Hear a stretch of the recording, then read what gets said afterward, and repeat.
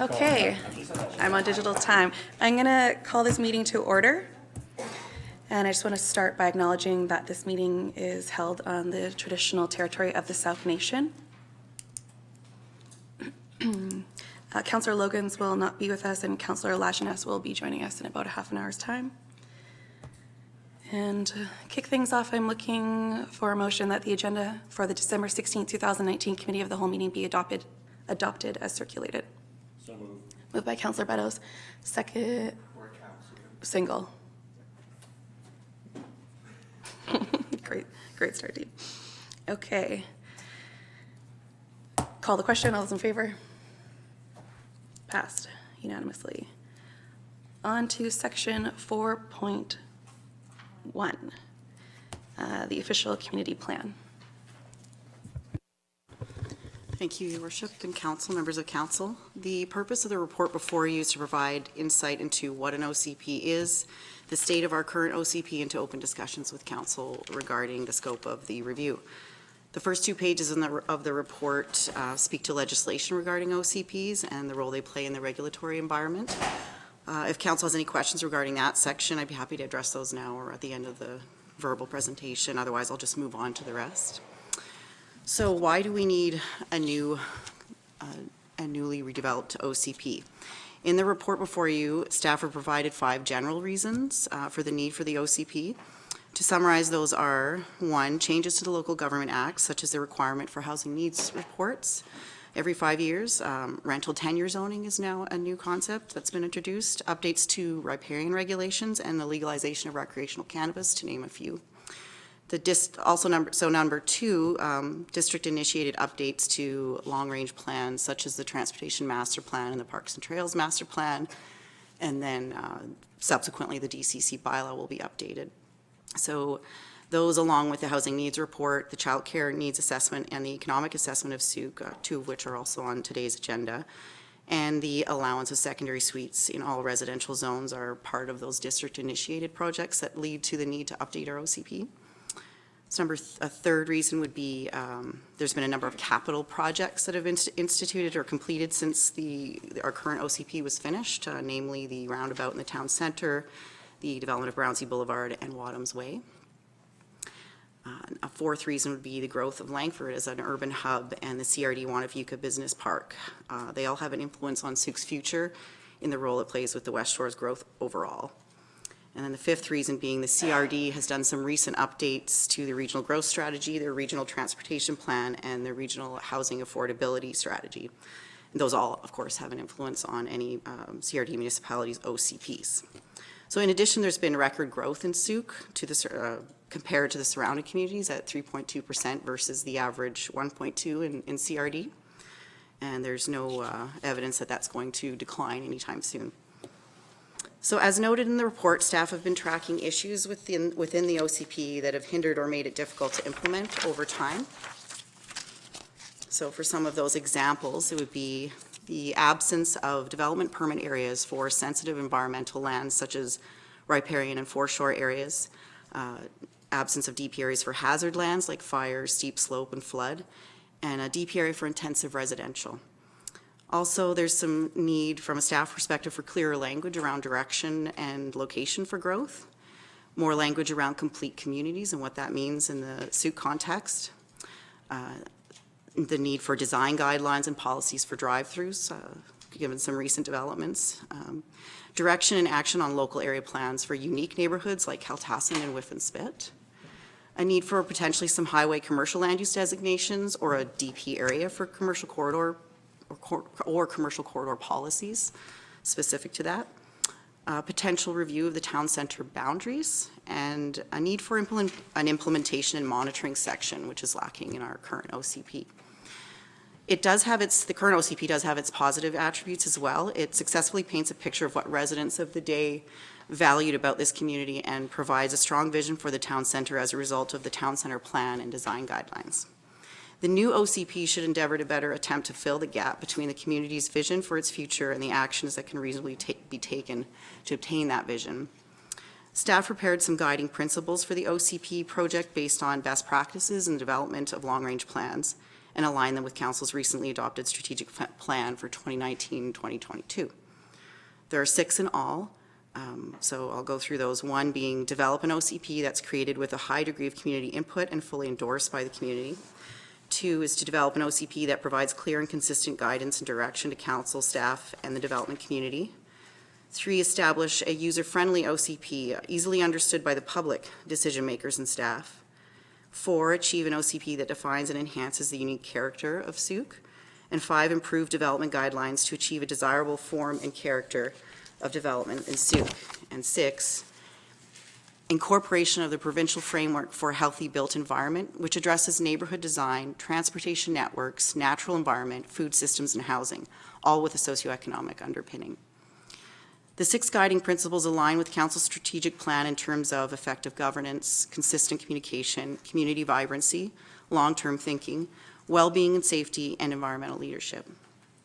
In terms of next steps, leadership has completed interviews for the senior planner position, which would be leading this project with the selected consultant. We hope to be making an offer later this week, post-reference checks. It's our hope that the senior planner will be able to start in early January, and once they start, they'll need about a month to get up to speed on our current OCP and related documents. We've prepared a preliminary project timeline and schedule and are preparing white papers for use during the consultant and senior planner review. The white papers will focus on a critical review of the DP areas, land use designations, housing policies, and climate action or environment policies. It's expected that the senior planner, along with the manager of planning, will draft an RFP soon thereafter and post it for a 1-month time frame. While that RFP is posted, the senior planner will be tasked with searching for grant opportunities that could supplement work on the OCP in areas such as climate and economic development. Once the successful bidder for the RFP is selected, a report will be presented to Council to approve awarding the contract and provide Council with further next steps. So this concludes staff's summary of the report, and now I just open the floor to Council and anyone else that has any questions. Thank you. Councillor St. Pierre? I did note that although the environmental piece is mentioned, given that the OCP is actually shaping our community for the next 50 years or whatever, most of the language that's here doesn't necessarily reflect a lot of the major changes in infrastructure potentially. I mean, we're looking obviously at densification, and we're looking at a lot of things that are right in lines with dealing with an energy descent and potentially fewer cars on the road. But I don't necessarily, I feel that in terms of actually moving this into the community, we need to have more robust language around that piece, would be my recommendation. Given that we're already in a climate crisis and we need to make a lot of different changes, stuff is coming down from the Fed, stuff is coming down from the province, we need to be in alignment. But not only that, we need to show initiative, and I would love for OCP to actually incorporate a realization that we are in a time of change and that we're going to be creating an OCP with a mind to that change. Thanks. I'm not sure I follow you. You're speaking in very general terms. The OCP is a vision of the community into the future. Mm-hmm. Our future right now, in a lot of ways, is it's a question of what changes are we going to make so we can actually achieve a future. So the OCP actually has to respond to that. Are you just looking for wording, or do you have like specific initiatives in mind? When I look at the wording, especially in the first 5 reasons, for example, none of them include that we're dealing with a climate crisis. So when we bring this out into the community, if they're following, the guidelines that are being put forward, by our consultants and so on and so forth, they're going to be looking at exactly what's here. They're going to be looking, change the Local Government Act and long-range planning projects, capital projects, and so on and so forth, but not necessarily looking at the necessity of making changes in order to deal with other changes that are coming down on us. Thank you, Councillor Beddoes. Yeah, I understand vaguely what Councillor St. Pierre is talking about. I think that this, we're going to get pretty much an earful from the residents of Sooke, and that's the whole idea of the OCP, to have their input. And I know a number of our residents are concerned about climate change and the climate crisis. So I'm not too concerned about the wording. I think they'll tell us in no short order what they want us to do. So my 2 bits. Thank you. Councillor Bateman. Yeah, thank you, Ms. Campbell, for a really good report. And there's timelines here and structure and a new senior planner being a key player moving forward. Of course, that planner will be able to capitalize on the earlier work done on the OCP to date. Our public, the Plan Sooke Now process in 2016 and 17, which came up with a beautiful infographic, which I've shared with council, and it does state environment as priority one. So I think Councillor St. Pierre is pushing the urgency of climate change. But at least the people of Sooke have identified environment as job one, as does the 2010 OCP. It's exciting for me to be at this point in the process. A revised OCP first came up in 2014 in the corporate strategic plan of that day. It's now 5 years later. I was looking through the Local Government Act. I don't think there is an actual requirement a certain period of years between OCPs. Is that right? Through your worship, there's recommendations or best practices that every And- 5 years there's a reporting monitoring, and then every 10 years that you look at a refresh minimum. Right. So we're on the 10-year schedule, so that's good news. Yeah, and I agree. In your report, you identify how the previous OCP was a rather rambling and very fulsome document with a lot of policy recommendations. And what I think a number of people have pointed out over the years is that its problem was that it did not identify short, medium, and longer term objectives. And I think you're seeking that clarity, and you will drive for that. My question involves strategy in terms of this is staff-led to a degree, and then there is the question of a review committee. Are we to strike a OCP steering committee, as was done in 2010? Is that a best practice norm in communities? Through your worship, yes, it is, and that would be the intent once we're past a certain stage. So before leaving stage one of the process and entering stage two, that there would be a steering committee struck with at least minimum of 2 councillor members and then staff and members at large. Would that involve a call for participants through newspaper ad and That's correct. that sort of thing? Okay. Councillor Beddoes? Yeah, to the chair, to staff, I'm hoping that we have a lot more than 2 on any committee. I would like to see all of council involved in that. We have been pretty hands-on so far, and this is an extremely important document, and a lot of thought is going to go into it.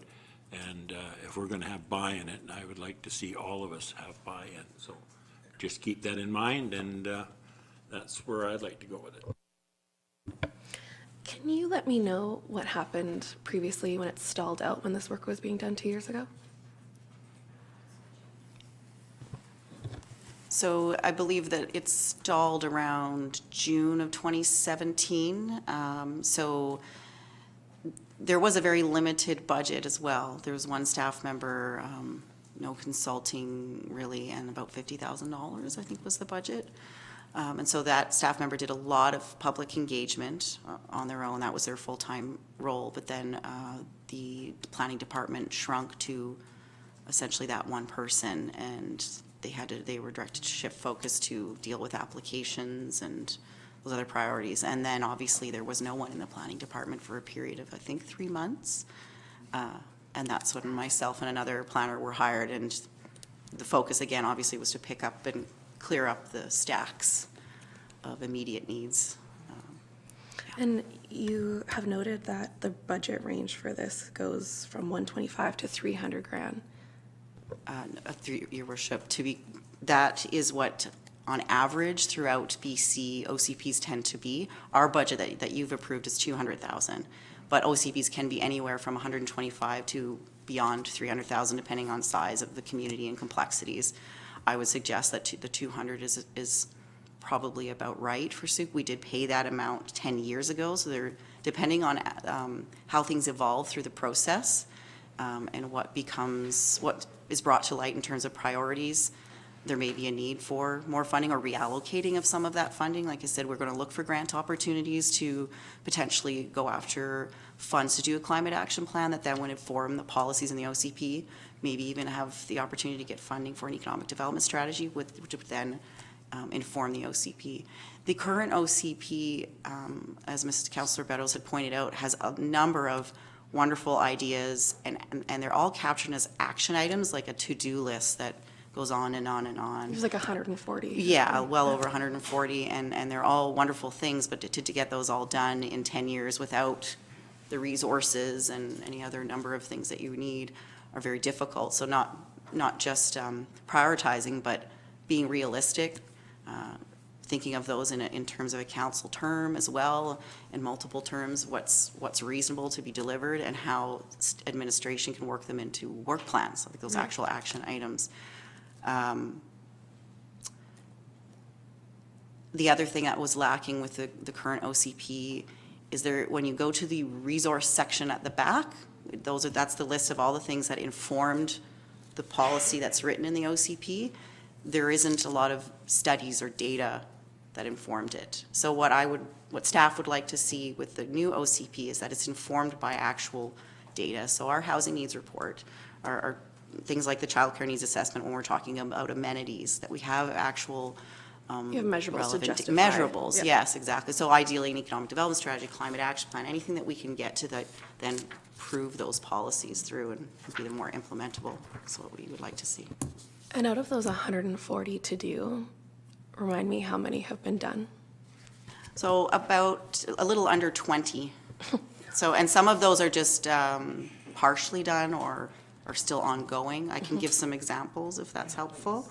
For the done, for example, section 411 of the OCP is about, a lot of it is about leisure, recreation, and parks. So extension of the Galloping Goose Trail through the Sooke Town Centre, that's sort of ongoing. Yeah. It's not that it's been ignored. Section 410 in environment, the whiff and spit flushing. It sets action items to work with Sauk Nation and other jurisdictions to create a flushing program. That's in the parks plan for engagement for 2020. So it's taken this long to. 4.7 under housing. One of the things we have done, there was an action item to create a housing reserve fund. That was done, so that's a success. The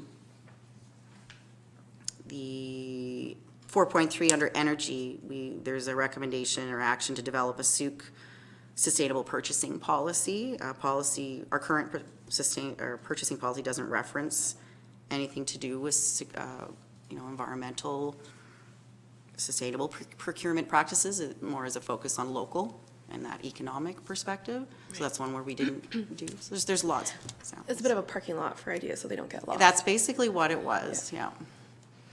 My concern is for the people that participated 2 years ago, it would be a little bit demoralizing to have put all that work in and it for naught. So what are you looking at roughly as an engagement process for this round? Well, through the RFP, it would be expected that the proponents would submit as part of their proposal on a suggested engagement plan, and we would review and decide which one. And obviously, the most rigorous one would be the preferred because of how involved this community is and the amount of volunteerism and interest. So that can't go unmissed. We have been summarizing all of the work that was done during that period of time when there was engagement happening. So that's been It won't be put lost. together, and the senior planner, the consultant, will have a lot of that. To be fair, the 2 years have passed since all of that, so it's not a full, fresh perspective. And when the engagement was going out, it was more of what do you like about your community, what do you value? It was fairly general, big picture. There was no draft policy that was being vetted or anything like that. So I suspect those things won't change, but we will likely be asking a lot of the same questions just to validate that nothing has, because it wouldn't be fair to just take that with a 2-year gap and not go back and double check a lot of those things. And we have more people living in Sooke now, and we want to make sure we're capturing those that weren't part of that original engagement process. Thank you. Councillor Beddoes? Yeah, I'm pleased with the way you're proceeding on this. It goes into line with my thoughts on how it's to go. You're basing it on documents. I'm very pleased with that. We just had a couple handed to us now. Sooke economic analysis and child care needs assessment. Excellent documents, so they can be used in the OCP. And I'm just sorry we didn't do this last year, that we're waiting a year. But I understand the constraints of what we've been dealing with. And the sooner we get on with this, the better. I'm very happy with that. Thank you. Councillor St. Pierre? Just a few questions have come up. One is around the agricultural plan. So Sooke has an agricultural plan. I forget whether or not it was actually a formal part of the OCP or not. I'm not clear on that. But is there going to be a review of that as well as a part of the process? That'd be the first question. That may be a resulting action or recommendation that be updated. There have been changes, obviously, within the ALC regulations, so it certainly makes sense. It depends on the magnitude of and priority of items to be looked at, for sure. I would just keep reiterating that it's staff's vision at this stage that we incorporate healthy built environment. The province of BC has a toolkit that they put forward for municipalities to look at things through that lens, and that includes agriculture, food security, and all of those things.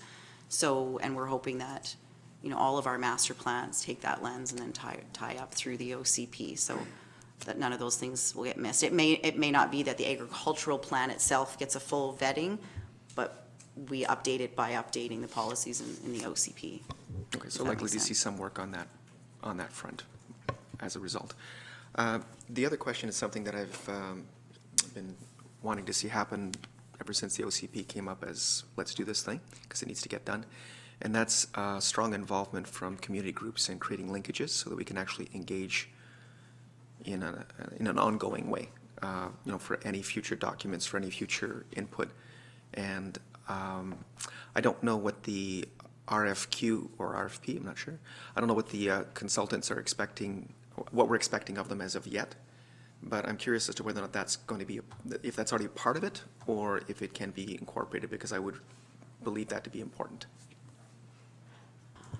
So I'll try to answer If you want comment, clarification, I not can question. do that. So in the preliminary project timeline, and this is very preliminary, and that's why I didn't attach it to the report, but in the phase 1 of the project, which takes us from January to June, that's when we would see a notification go to stakeholders. So identifying all those stakeholders, which would involve interviews with council and staff, and based on the list of stakeholders we utilized with the previous OCP.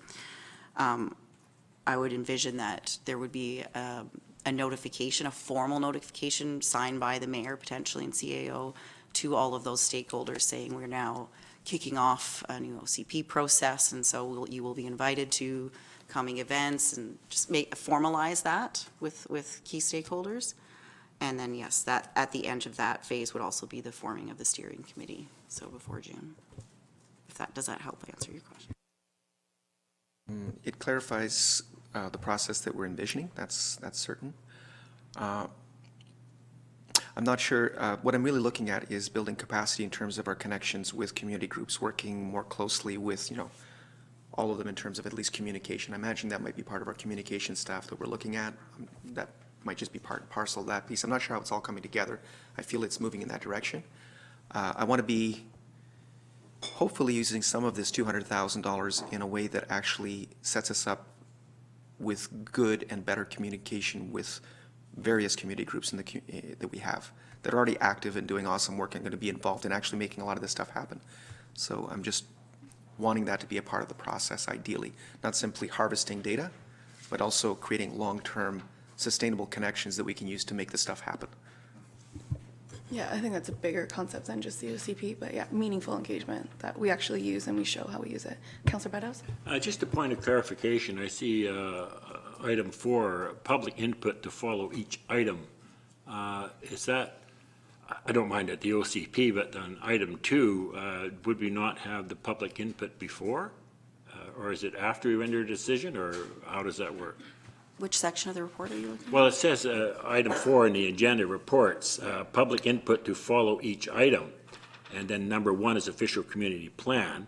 So is the public comment after that we've accepted the report? And I'm more concerned with item 2, Brailsford Place Bollard information. Do we want the public to comment before?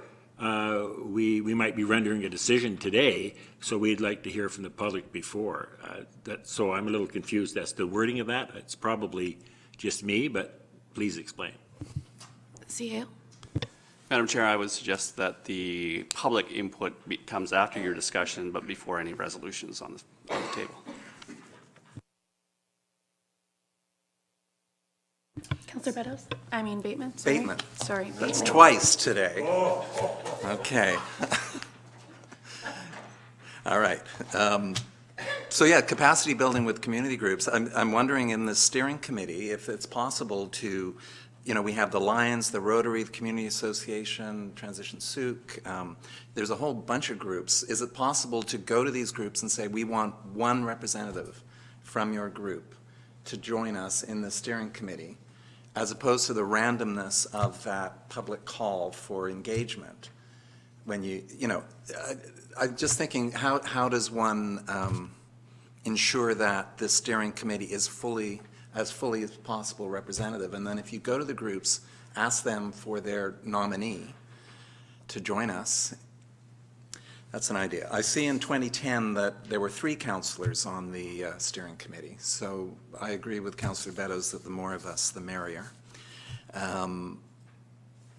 Now, I noted in the last time this came up at a committee of the whole in May 2017, there's a statement, draft OCP almost complete. And I've always wondered about that legendary, potentially mythic document, and whether that's is there such a thing? Through your worship, what we have in the office are the reports that went to council and copies of engagement documents, surveys, results of the surveys, some schedules of some of those things.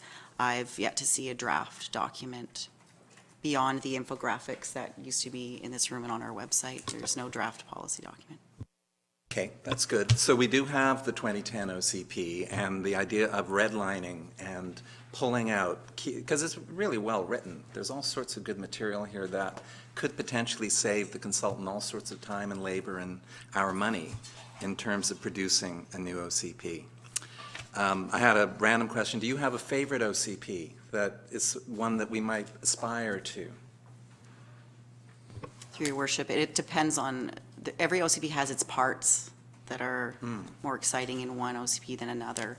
There are examples of OCPs in terms of the look and feel of it that I prefer over others, but when it comes to content, it's Right. context specific to the Right. community. I certainly, with new modern official plans, master plans of any kind, they tend to be more infographic heavy, Right. more plain language, less dense than these documents. For example, we have a lot of extra background information that are in the published bylaw that isn't necessary, that can be a supporting document that we can have on record. So that's part of that user friendliness. So there's definitely lots of examples of that, for example. And in terms of the layout of like the table of contents, there's examples of those that are more preferred, and the previous work that the previous planner was doing had started collecting a lot of that as well. But the idea being this is the community's vision. It should be easily absorbable for Right. all, not just the developer or the technical staff implementing it, but for the residents that helped form it. Yeah. So shrinking that document down would be part of that. Okay. Councillor St. Pierre? To our CAO. Just a couple of comments. Firstly, with capacity building, we will be having a workshop, and we're hoping that council will be able to put in a full day on February 3rd. So workshop in the morning, budget in the afternoon. So anticipate that request coming out soon. But the capacity building piece will be part of that workshop, and what governance models we want to look at or employ. So it may dovetail with the OCP. But perhaps the OCP is not the right time to start experimenting with governance models, only because this is really important work, and I think we all agree we need to get on with the OCP work. So the capacity building thing, sort of park that in the back of your mind for this workshop, potentially on February 3rd. The other is the amount of council members that are appointed. I think to keep on side with our legislative requirements for open meetings and all that goes along with that, it may be a better option to have council members participate as public members, because at the end of the day, we really are going to need council to be the final arbiters. If we want this to be successful and achievable, we're going to have to take all of the divergent items that will come out and converge upon what really the priorities are, and that's going to be council's work in this. So maybe a better option as well. And those are my comments. So just that council gets the final say, and we're going to be relying on council as representatives of the community to play that final role, and I think it's going to be really important. Thank you. You guys are good? So I can call for public input? So if anyone from the audience would like to come up and comment on this section of the agenda, you're welcome to. Don't everybody rush. Call for a second time? Third time, all right. So,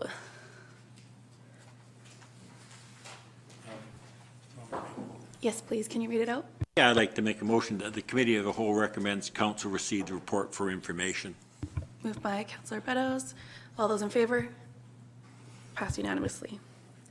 On to 4.2, Brailsford Place Bollard information.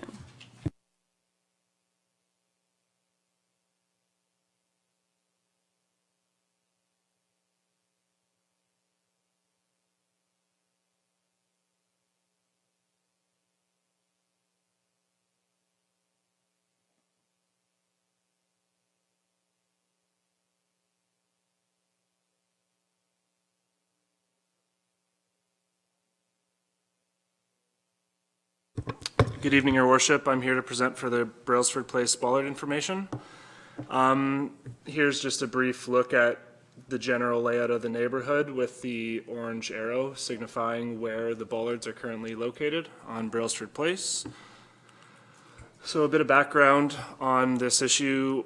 At the September 9th, 2019 regular council meeting, council received a petition to remove the bollards on Brailsford Place. In response, council resolved that council directs staff to bring forward previous resolutions regarding the installation and removal of the bollards and to provide information on construction traffic flow. Following that meeting, over the next month or so, the district also received 9 letters, as well as a petition with approximately 100 signatures requesting that the Brailsford bollards remain and that the road remain a no-through road. So to satisfy the first part of the council request, staff searched through the previous resolutions and found just one from July 24th, 2018, which stated that council directs staff to retain the bollards on Brailsford Place moving forward. As for the traffic component of the request, looking through the development files for the Winfield subdivision, there being multiple TIA, traffic impact assessment iterations between about 2010 to 2017. Although they're not specific to construction traffic, they assess traffic at peak hour in a full build-out scenario, which generally would far exceed any demand of construction traffic, which is kind of coming and going through the day, which, you know, can be considered a nuisance, but it's also temporary and just kind of part of life in a growing community. The 2017 TIA evaluated scenarios with and without the bollards in place and found that there was no impact to travel times or levels of service at downstream corridors or intersections in either scenario that was significant enough to trigger additional improvements. So basically, life would go on with the bollards in place or not, essentially. Looking at it for a quick overview of direct traffic impacts in either scenario, with the bollards in place, you would see additional traffic along Grant Road, as well as at kind of the critical intersection of Grant Road and Otter Point Road. Transversely, if you were to open up Brailsford Place to through traffic, you'd see a lot more traffic along Brailsford itself, and then Maple Ave North, Beaton Road, and then the Beaton and Otter Point intersection. Another side impact you'd see would be increased fire response times from Fire Hall to kind of the upper phases of the Winfield subdivision. Looking at general traffic considerations, in a perfect world, you would generally look for neighborhoods with connected streets. As neighborhoods without connected streets and more cul-de-sacs and cut-off connections, you see longer travel times, you see more congestion on main routes, which leads to more emissions. But on the other hand, when you have disconnected streets and currently want to open them up, it's unpopular with local residents as their quiet little road now becomes a road with traffic on it, and as they just see an increase of traffic with no real benefit to themselves.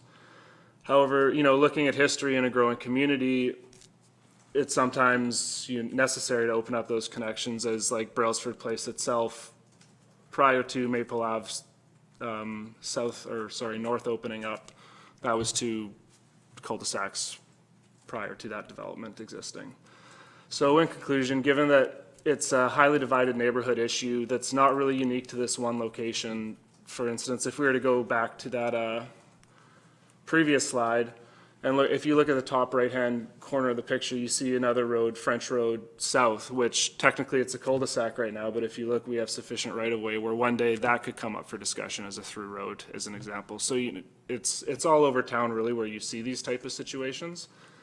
So also given that the engineering studies reflect current present day non-critical conditions for traffic in either scenario, staff would recommend that the issue of connecting it be considered in a kind of a broader community-wide neighborhood street connectivity discussion undertaken as part of the public engagement sessions for the Transportation Master Plan.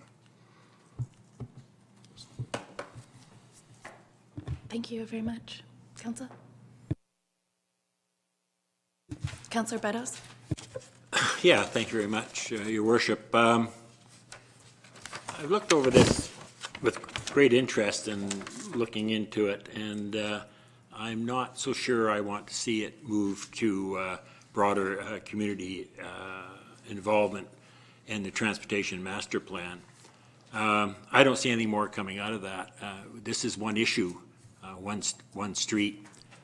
It's a very hot issue. Someone's not going to be happy no matter what we do, but that's why we're here. We have to make the decision. I think if we just put it for more discussion, we'll be doing the same thing this time next year. And I'd be much prepared to make a decision today and then have people understand where they are. Certainly, before I make that decision, I'd like to hear, I'm sure there's some people from the public here to speak, and I'm a firm believer that we hear all sides. For some of the things that really are tipping me in one direction, and I can be convinced elsewhere in the next 10 minutes by my colleagues or members of the public. But I think this business about reduce the fire department response time is very, very important to me. Having a look at that map, if we have any trouble on that hill, to have the fire department go around and not directly up to the fire. And I'm sure the fire department could, qualify that. A minute can make a great deal of time in the place of a fire. And keeping community connected, it drives me crazy when you go along and you stop at a street because there's bollards there. And I understand that residents are very concerned about their well-being. They spend a lot of money on a house, but our job is to look at the overall community as well. So I'm not in favor of putting it off any further. I'm in favor of dealing with it today.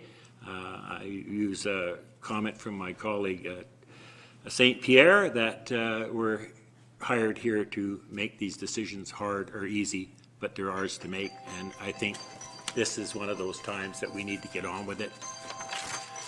Way to go, Tony. So that's it for me at the moment. Thank you. Councillor Bateman? Yeah, I would agree that we need to make a decision on this. The Transportation Master Plan covers all of Sooke. This is a very specific issue. It has a backstory and a history. I was in chambers here in 2017, or last year. When was that?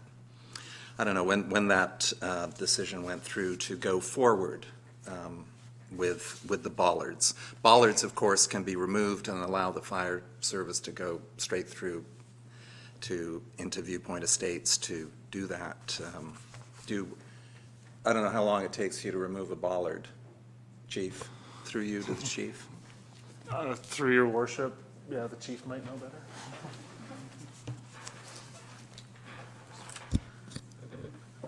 Going one here. Your acting worship to Councillor Bateman. If everything's in place properly, it probably delays us upwards to about a minute. It involves slowing down, exiting apparatus, removing the bollards and making sure that there's no vandalism. If we don't have to, use a tool to actually break it. In a situation like this, we'd likely, if bollards were in there, we'd have 2 responding units coming out of the station. One would be going around, one would be going to the bollard there, just in case we're running into issues, just to make sure that we're getting a unit there quickly as possible. Okay. So it would increase efficiency. Yeah.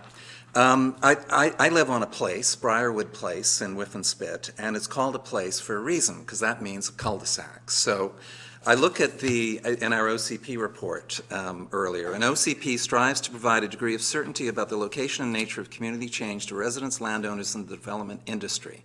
So if I'd have purchased on Brailsford Place, I would have had a very strong assumption, as some of our letter writers here. There's a very eloquent one an angry one written by Charlotte Mills of 6990 Brailsford Place, speaking about the battle they've had to protect their cul-de-sac.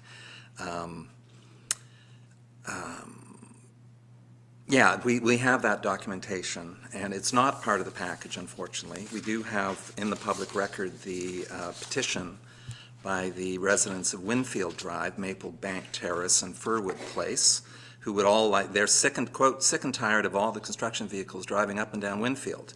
So again, as Mr. Derrick pointed out, that's a short-term issue. Yeah, so I think I'd like to see us lock in this idea that moving forward, the bollards will remain in place. And I guess we're working with a bigger picture issue here of how an OCP went sideways. It's a guide to decision making. Somehow decisions were made by previous councils that stated that the south slope of Broomhill could become West Vancouver one day. They decided to clear out the trees, put a lot of Erinin Estates right east from Erinin Estates.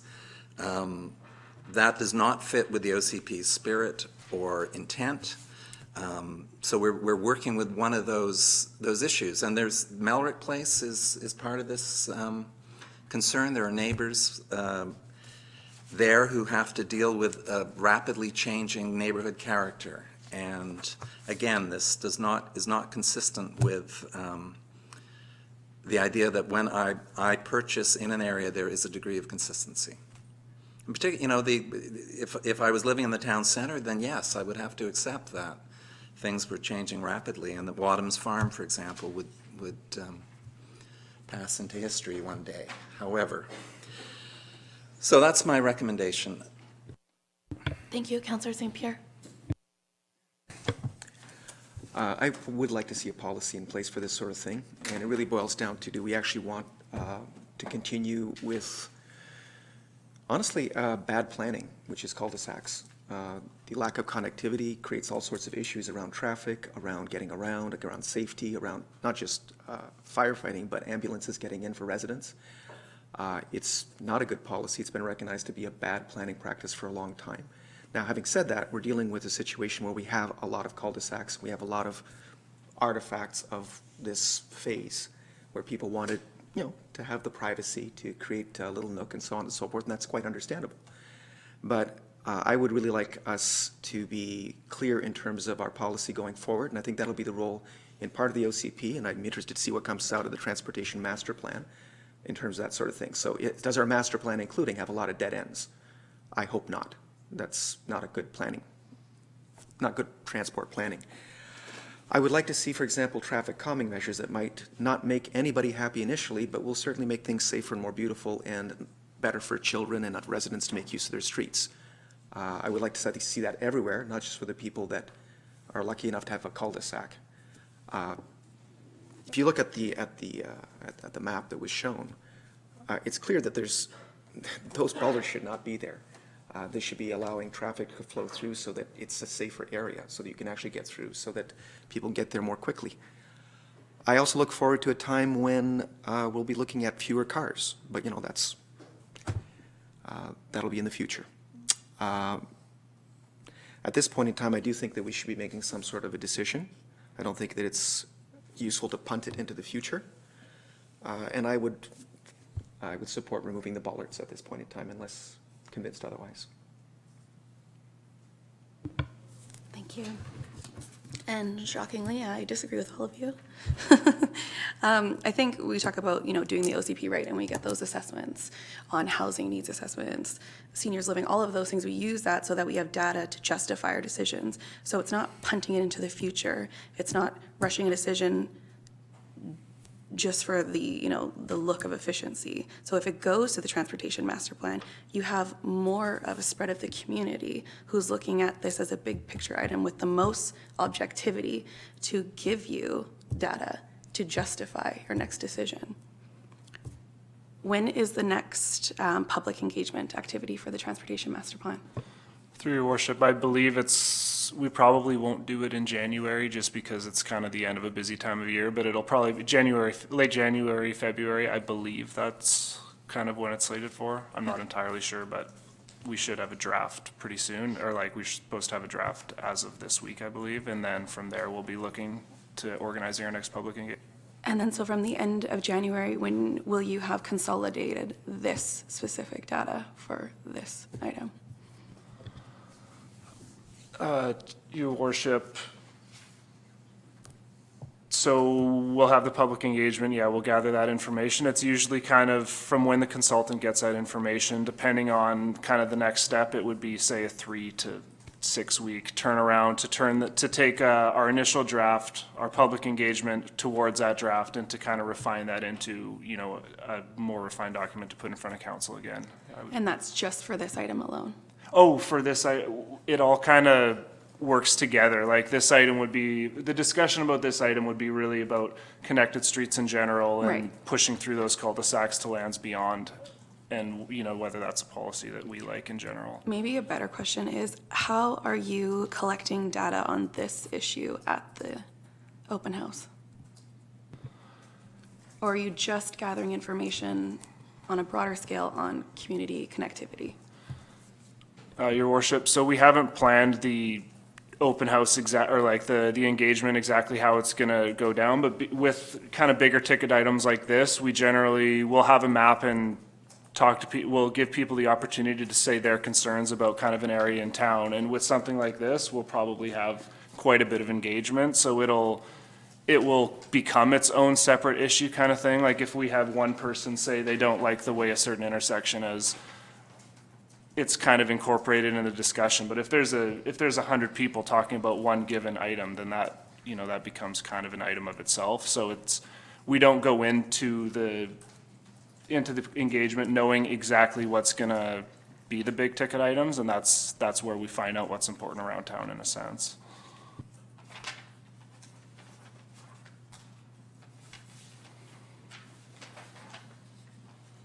Okay.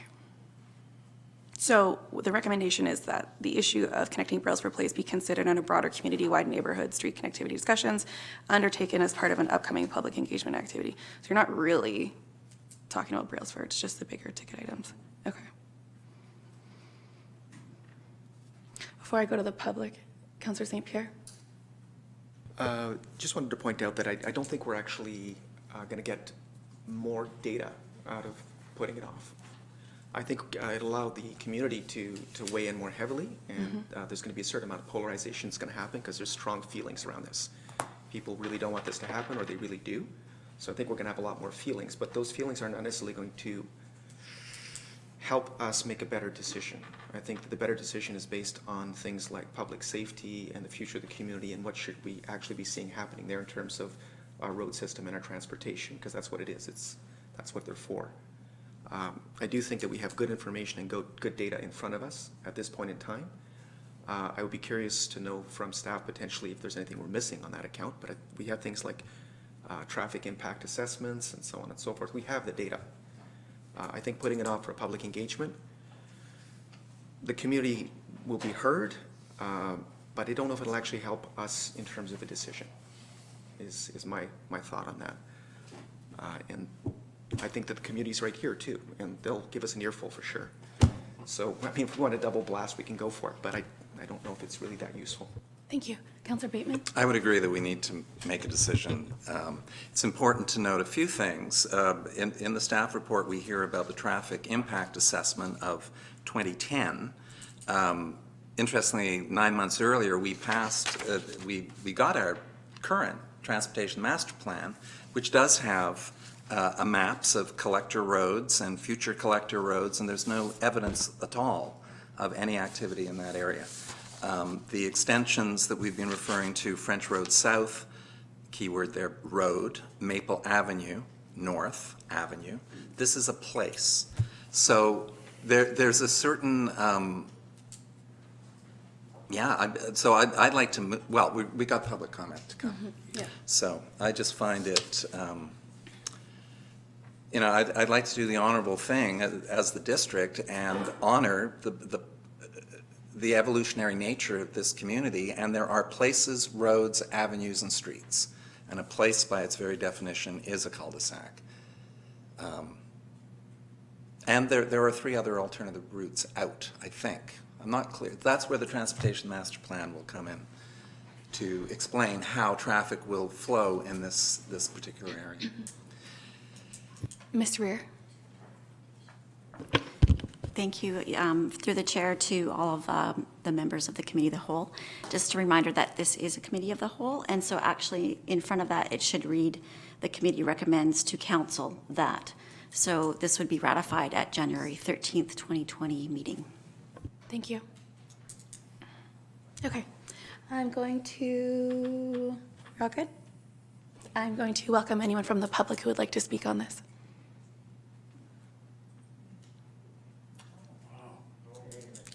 Going once. No pitchforks? Great. Don't be shy. My name's Ella Morgan, and If I may, sorry, there's a little gray button at the base of the microphone, and then if you could just read your first and last name in. Okay. Thank you. My name's Ella Morgan, and I live on Winfield. I'm in favor of the Bullards being removed. When I bought in Viewpoint Estates, the plan that I was given from Michael Volk showed that Brailsford was to go through. I realized that it was a place. I don't know if that was approved by you guys, but there was a plan showing that road going through. So I see, I don't know if that's approved by you guys or not, honestly. So I'm guessing it had to have been, because it's a plan and it's involving roads.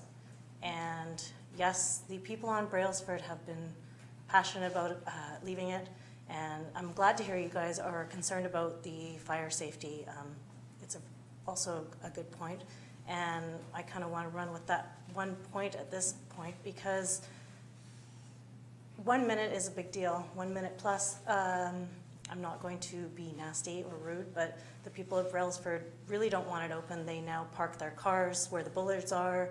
They have hockey stuff there. It's very much like this is not to be crossed. So it's hard for, if the ambulance or the fire department were to get through there, that they would be then turned around because there's stuff that's Right, blocking it. right. Thank you. Councillor Beto? Yeah, could I have your name again, please? Ella Morgan. And if I'd had more information about this being closed off in the beginning, I would have come to meetings prior, because I was the existing house of that whole land, and I bought in knowing that the community was growing, which I'm fine with. But I was also under the impression that that road was going to get opened up so that not everybody is being funneled through one road. Right. Thank you. Anyone else from the public?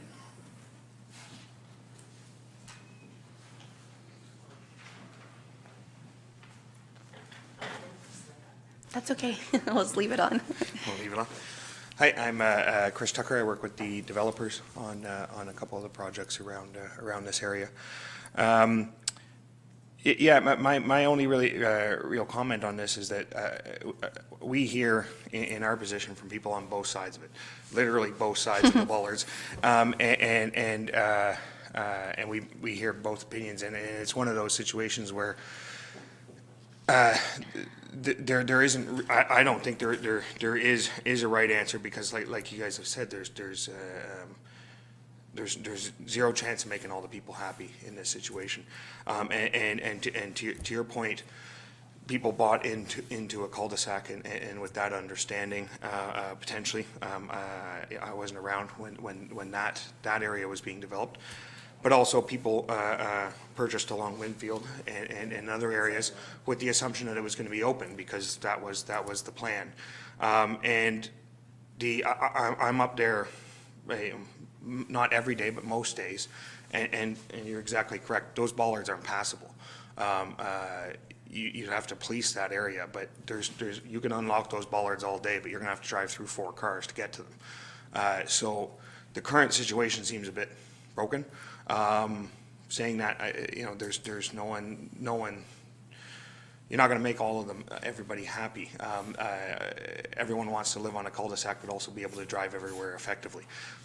It's the nature of the beast in that situation. So our recommendation and our assumption all the way along, and going back, I wasn't involved in the beginning, but going back and talking to everyone that was involved, was that those bollards were going away. They were a temporary measure, and that made sense in the situation, but they don't really make sense now. So yeah, our opinion on it is that they go away. But yeah, you guys can do what you will. Thank you. It's just at the base of the mic. Oh, I see. It's like a gray button. Perfect. Thank you. Anyone else from the public? Okay. Councillor Beddoes. Yeah, very interesting. Put a new element in hearing from Ms. Morgan. At this time, I'm willing to make a motion that we have the bollards removed. I understand Councillor Bateman's reference to a place, but I also hear there's other people on the other side of the fence that also bought with the understanding that they would have access down that road. I'm not sure what the significance of a place in the road, avenue, and all that sort of thing is, but the community is changing. And as the developer said, that the idea that those bollards were temporary, and I think it's time they come out. So I'm willing to make a motion that the bollards be removed. Staff has drafted your motion. Could you read it out, please? Just let me read it first. Okay, that the committee of a whole recommend to council that the bollards on Brailsford Place be removed. So then this will come forward at our next council meeting? Okay, so moved by Councillor Beddoes. I'll call the question. All those in favor? Opposed? Opposed by Councillor Bateman. The motion carries. Thank you.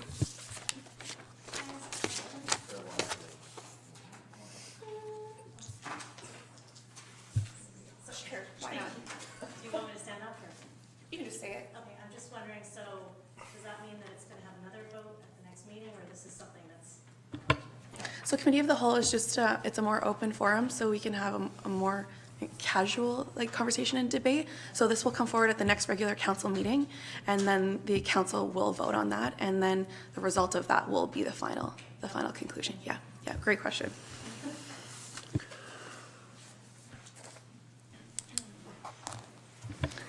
Okay, on to 4.3, Sooke economic analysis. Your worship, members of council, staff will just introduce the consultant from Urbanics. This is Mr. Sivash Tahan, and he will be presenting on the report. Thank you. Welcome. Thank you. I want to thank the chair as well as council and of course staff for inviting me over here today. My name again is Sivash Tahan. I work for a company called Urbanics Consultants. We've been helping communities sort of implement development strategies and review their economic base for a long time. And we also work with private sector as well on sort of development projects. as a neutral third-party source.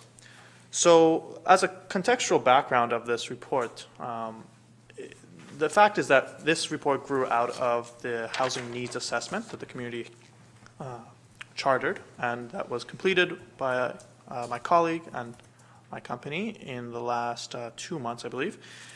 So the economic analysis came as sort of an addendum to that, where the housing affordability crisis is a problem based on sort of escalating housing costs, but there is different kinds of solutions that can arise to that. One solution, of course, is sort of community initiatives to develop more affordable housing. There's other avenues to solve this problem, which is looking at the economic base of a region and developing sort of higher paying jobs, higher wage jobs that can allow the residents to afford the escalating housing cost situation. So, as of course everyone knows, the community of Sooke has had very rapid population growth, as was presented earlier, about 3.2% in the last 10 years roughly. And that compares, of course, with about 1 to 1.5% for the CRD, Victoria, the province of BC, and Canada as a whole, which are all ranging between 1 and 1.5% or so. And of course, high population growth brings opportunities, but it also brings challenges. So as the population increases, there is the need for additional employment space, whether that's shops, offices, daycare centers, any sort of population-related employments, as well as warehouses, factories, and mines, or wherever it may be. So employment lands are those lands that host jobs. They're primarily segregated into two. There's commercial, which represents retail and office, and there's, of course, industrial, which represents factories, warehouses, and such. Oh yeah, I have to be playing with this. Okay, great. So as the population grows, there's need for additional employment space.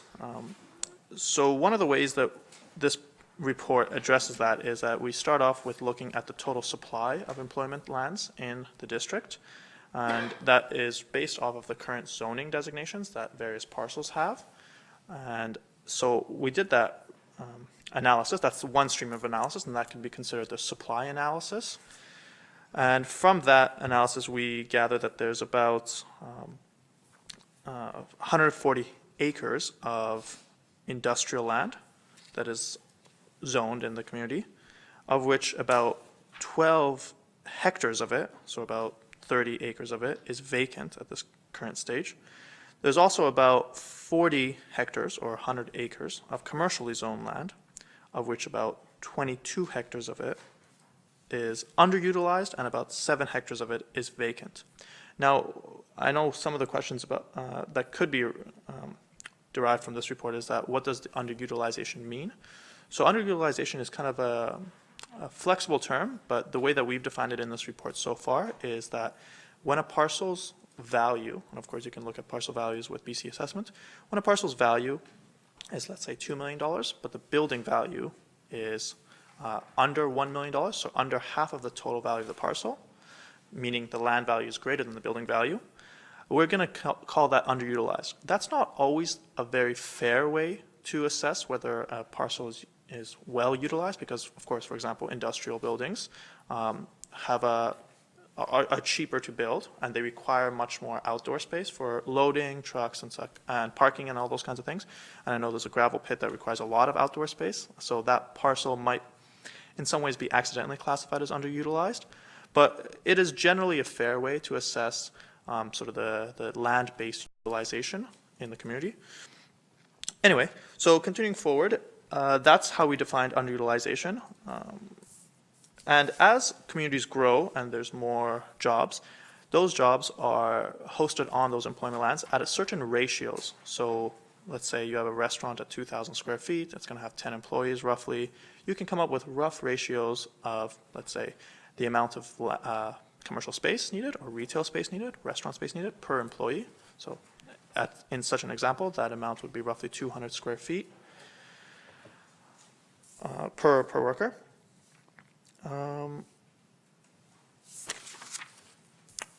Part of the other things that we looked at as well is sort of the property tax regime in Sooke, as well as the DCC regime. bundle overall as the regulatory environment. So what we identified is that the property taxes are quite competitive. There's no real recommendation from our end as to whether you should lower or increase them. They're quite fair and they're quite similar to neighboring municipalities, districts, and markets. DCCs, however, are significantly higher in Sooke than they are in other places. And of course, a lot of that is related, as your planners can tell you and your staff can tell you, to the fact that there's certain major capital projects that are being pursued in Sooke, which, of course, require upfront capital costs to match the anticipated growth. And that's something that other competing municipalities, districts, and such, like, for example, Saanich or Victoria, don't have to do, or they've done many years ago. So, so those are the results of our sort of supply analysis. There was unfortunately a lack of vacant retail space and industrial space, so it was hard for me and my team to sort of figure out the market characteristics. So vacancy rates, we understand, the clues are that they're quite low, and rents appear to be quite high based on the few sort of available spaces. As an example, the retail space that I found listed for lease had rents in a gross amount of almost $30 a square foot. Now, just for comparison, in downtown Victoria, those rents are about $45 a square foot in high traffic, high visibility areas. And again, this may not be very appropriate for Sooke, but in downtown Vancouver, in the highest sort of successful retailing streets like Robson and those kinds of streets, it's $200 a square foot. So it's fair to estimate that those places should be more, but Sooke is a small semi-rural community, so $30 a square foot is quite high. So that is an indicator, that's a clue that there is demand for additional retail space in Sooke, especially to accommodate the growing needs of the population in the next 20 years, which is what the timeline of the study was.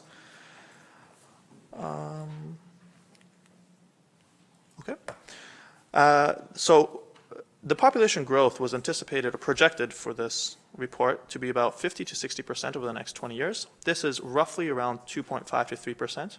As communities mature, their population growth rates decline, even if there's rapidly growing communities like Sooke. The result of this population growth will be a significantly aging population, because as you are probably well aware, the demographic profile of Canada as a whole, but especially of Sooke, is aging relatively rapidly. But in any case, because the population growth is so high in Sooke, there's still going to be an expansion of the labor force and the share of people that are not children and not seniors, so part of the labor force.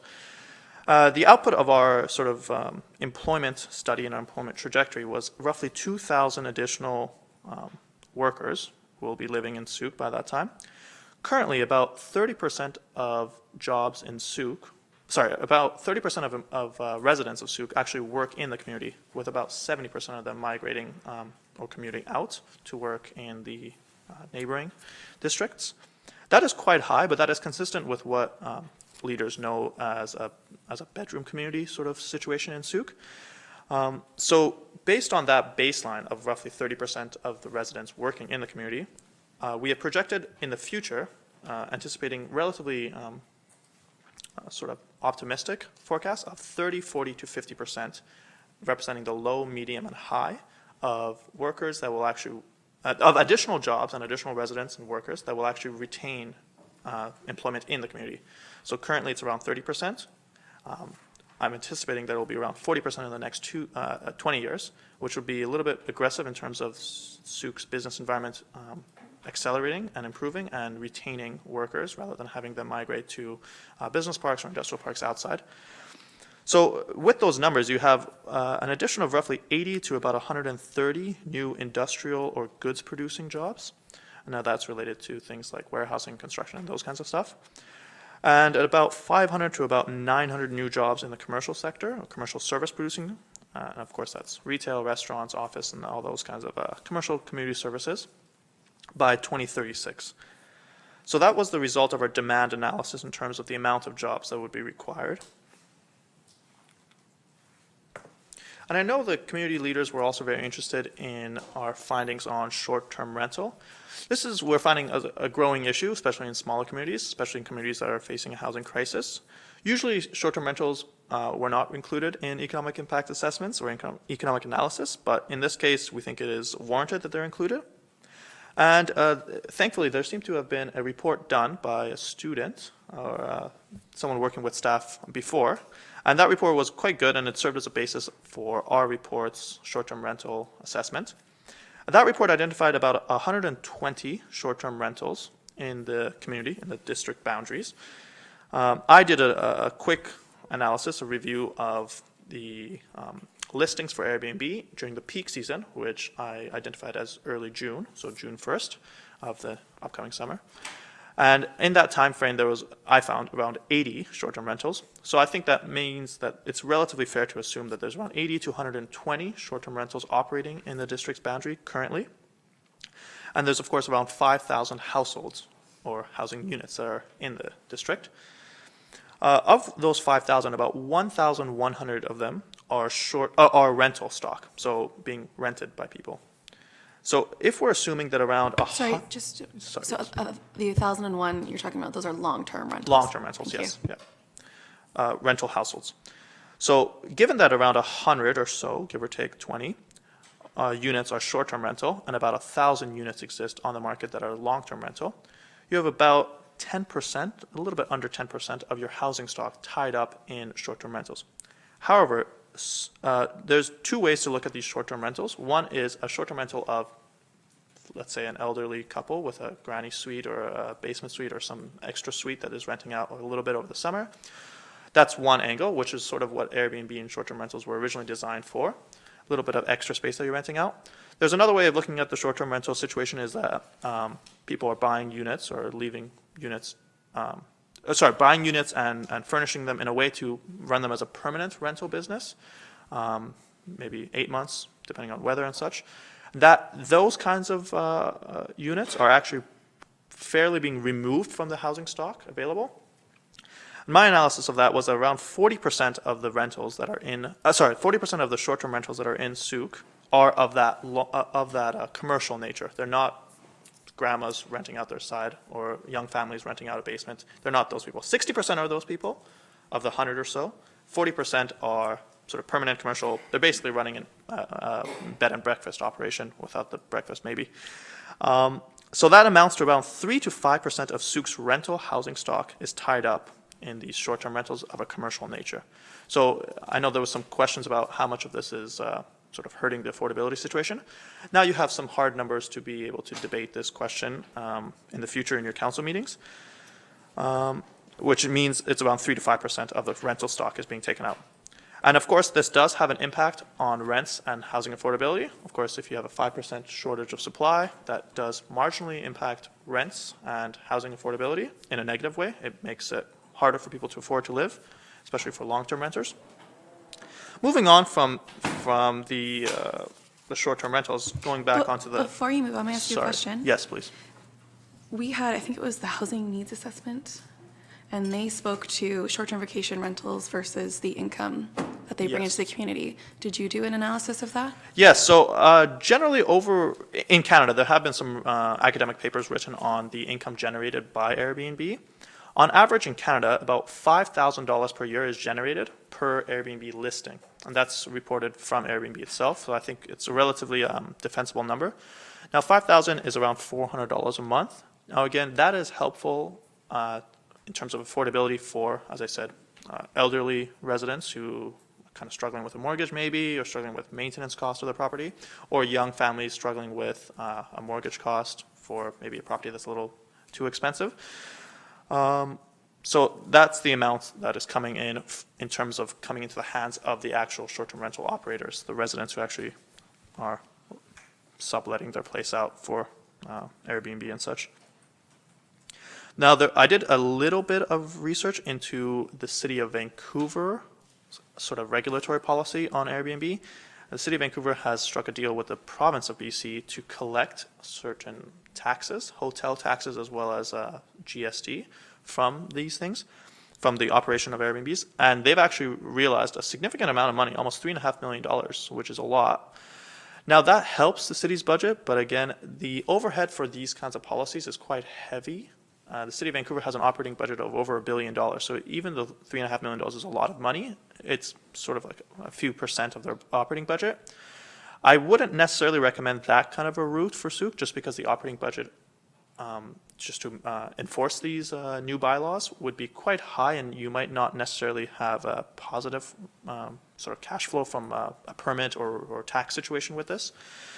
But as part of my recommendations later on, I do sort of try to recommend that the council and other civic leaders try to prioritize sort of their economic approach as to whether they do want to move forward with tourism as a main industrial staple or not, or whether they prioritize housing affordability more. As I said, about 3 to 5% of your housing stock is off the market for the purposes of short-term rentals. Whether you think that's too high or too low, that's a decision that's, I guess, a political decision and a community decision, and I can't comment on that right now. But I would recommend, before you take much more action on sort of regulating short-term rentals, you decide as to what is a priority more for the community, increasing sort of tourism or retaining affordable housing stock. Is the deal that you're discussing, is that like the MRDT tax? Is that what you're talking about? Is it the what tax? The MRDT tax? I don't know what MRDT tax is. Yeah. Yes, it's the MRDT, and in Vancouver, they also collect PST. PST, sorry, yes, not GST. Right, so Airbnb across the board now collects PST. Yes. Regardless of municipality.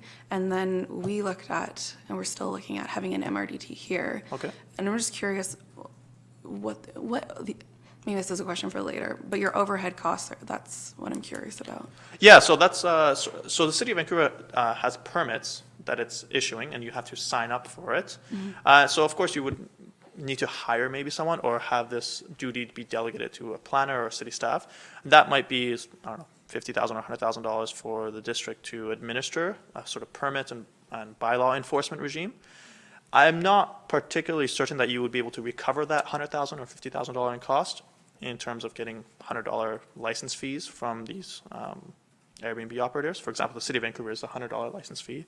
So that's what I'm trying to say. I'm not sure you would be able to recover those costs that would be burdened on you if you have a staff member that is responsible partially or fully for administrating sort of short-term rental costs. Tercio, is this a blend of like a business license and the collection of MRDT? This is an agreement that Airbnb has only with the City of Vancouver at this point in time, and it is a way to level the playing field between the historical tourism providers, hotels and bricks and mortar, and short-term rentals, which is a new phenomenon. So we're hoping that the Vancouver experiment gets pushed out to the rest of the province, and that other platforms like Home Alone and some of the other short-term rental platforms jump on board as well. Gotcha. Thank you. Any other questions about the short-term rental, or should I move on? Yeah, no problem. Anyway, so moving out into the actual sort of meat of the report, which was about, again, land use demands and forecasted requirement for additional industrial and commercial land.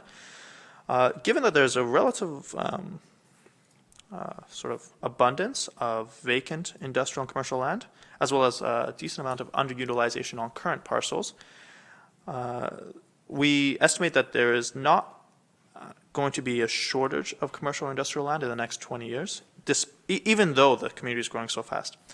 So if you permit me to read these conclusions directly. So the demand for industrial land use out to 2036 ranges between as little as 4 hectares.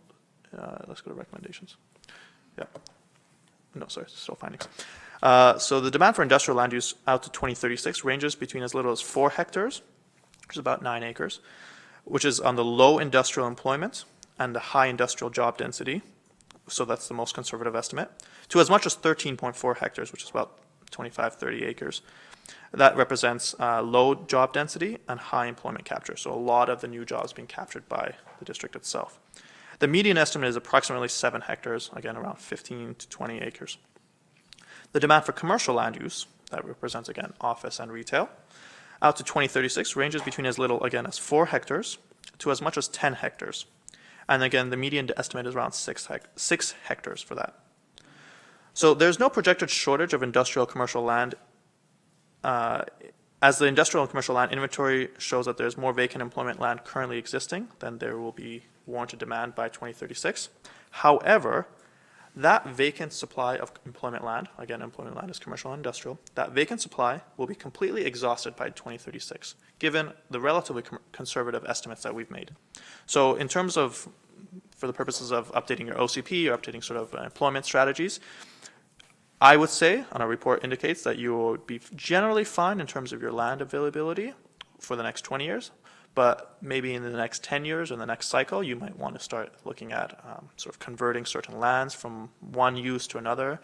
I did mention this in my report, but I was sort of given some pushback from staff about moving lands from the, if growth is required and is happening, there is the possibility of moving lands from public sort of designation and turning them into commercial designation or industrial designations. There is precedence for this. Of course, there's the Otter Point Business Park. That's outside of boundaries, and that represents a source of competition for new employment space in Sooke. However, there is precedence in city governments, district governments, regional governments, partnering with private or partnering with First Nations to develop a sort of business park. So that is something that you can look forward to, although again, I would say it's not a high priority in the next 15 years, maybe 10, 15 years. But again, since your availability of vacant commercial lands, vacant industrial lands will be exhausted by the next 20 years, it might be something to look forward to in a sort of longer term horizon. And if you permit me to go look at the recommendations, there was a list of about 9 recommendations that we came up with in the end, primarily surrounding sort of additional steps that could be taken. I guess a lot of these will help in the drafting, I guess, of the RFP for the OCP in the future.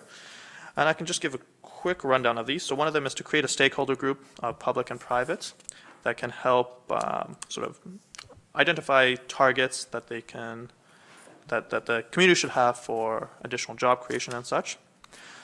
Recommendation 2 is sort of an ambitious recommendation, but I think there's some merit to it, which is having a hotel and tourism study be commissioned, which will study the availability of options for major tourism draws. So that would be something, I don't know, like a zoo or a water park or some sort of theme park, something that could serve as a draw for major tourism. Now, again, that's a political decision that council needs to discuss with the community, whether that's something that they do want to pursue or not. My report is silent on whether that's something that the city, or something that the district wants or not, but it's something that's an option. And of course, doing that will necessitate reviving of various trails and water parks and waterfronts and such, which might be a sort of inducement to additional development in the city, in the town center. Recommendation 3 will be, again, as I said earlier, clarifying the priorities of district leaders vis-a-vis housing affordability or tourism. Actually, one of the interesting things I identified in this report was that the amount of people working in the tourism sector in the district of Sooke is actually less than the province as a whole. That's despite Sooke being in a relatively attractive natural setting. So, of course, Sooke is kind of farther away from the major population centers, but given the attractive natural setting and the facilities, it seems sort of like Sooke is punching under its weight for tourism. So again, that's a fact that council should keep in mind as it debates, again, the priorities with respect to housing affordability or tourism. And of course, a more aggressive tourism-oriented strategy would implicate the fact that Airbnb and such should be more encouraged rather than discouraged. And of course, a strategy that focuses more on affordability for housing should try to clamp down on short-term rentals. So the MRDT that's collected, that they have a new section where that can actually be used for, excuse me, affordable housing. Yes. So they're not. They're not completely separate, yes. Yeah, exactly. Yes, exactly. Another recommendation was a retail study, which can sort of identify the competitive influences and dynamics of the trade area. For example, how much of grocery expenditure, clothing expenditure, restaurant expenditure is leaking out of the community and into whatever, other West Shore communities.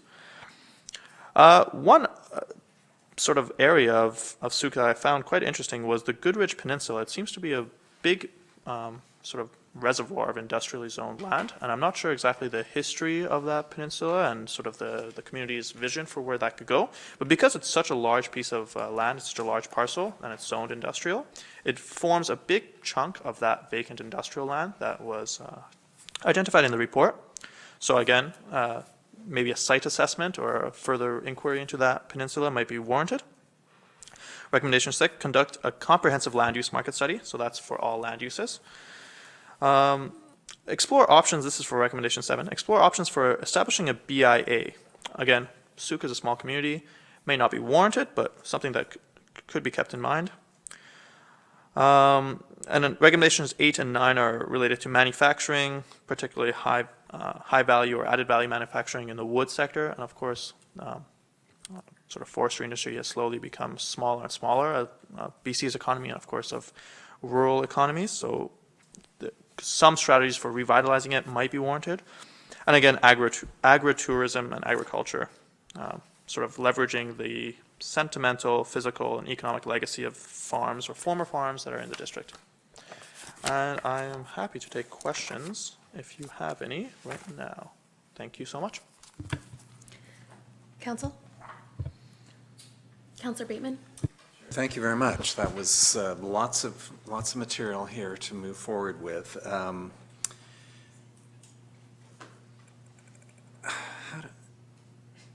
do I begin? It's such a wide mandate here. I'm interested. One of your at the outset, there was something around gathering. Review existing studies and research related to economic policies pursued by the District of Sooke. Were you able to do that in assembling your report? So primarily I looked at tax competitiveness and DCC competitiveness. As I was mentioning, tax competitiveness is quite strong. District of Sooke compares favorably or equivalently with, I believe I compared it with District of Saanich, Langford, Colwood, and maybe Victoria. I don't think I actually included Victoria. But those are the competing municipalities. And again, for taxes, competitive. There's no real strong recommendation to lower them or increase them or anything. Of course, lowering them will be a certain sort of incentive for attracting additional business. But yeah, in terms of licensing, again, I did a very brief review, and it seems like the regulatory process is quite streamlined for Sooke. So again, no real changes are being recommended by my report. And DCCs, again, as I was saying earlier, due to the fact that you guys are facing quite a significant amount of capital costs for upgrading certain sewage and roads, especially since you're quite a sprawled out community, the problem with that is that that means that your DCC rates are quite high, significantly higher than actually your competing jurisdictions. Right. So, well, this is good. Your report can join other existing studies done here in the District of Sooke. I have the Sooke Economic Development Commission of a number of years back did a SWOT and did all sorts of really good work. Chamber of Commerce, of course, has resources. There's Transition Sooke did a public roundtable on Sooke's economy. So your report will dovetail nicely with all the work that's already being done. It's good to see, for Christmas, this is a request through you to staff, I'd love a color copy of that map that was on page, whatever it is, with the... I believe I actually saw those maps up on the wall in several of the offices. This is produced by Urbanics and District of Sooke on page 34 of the agenda. I would even frame that.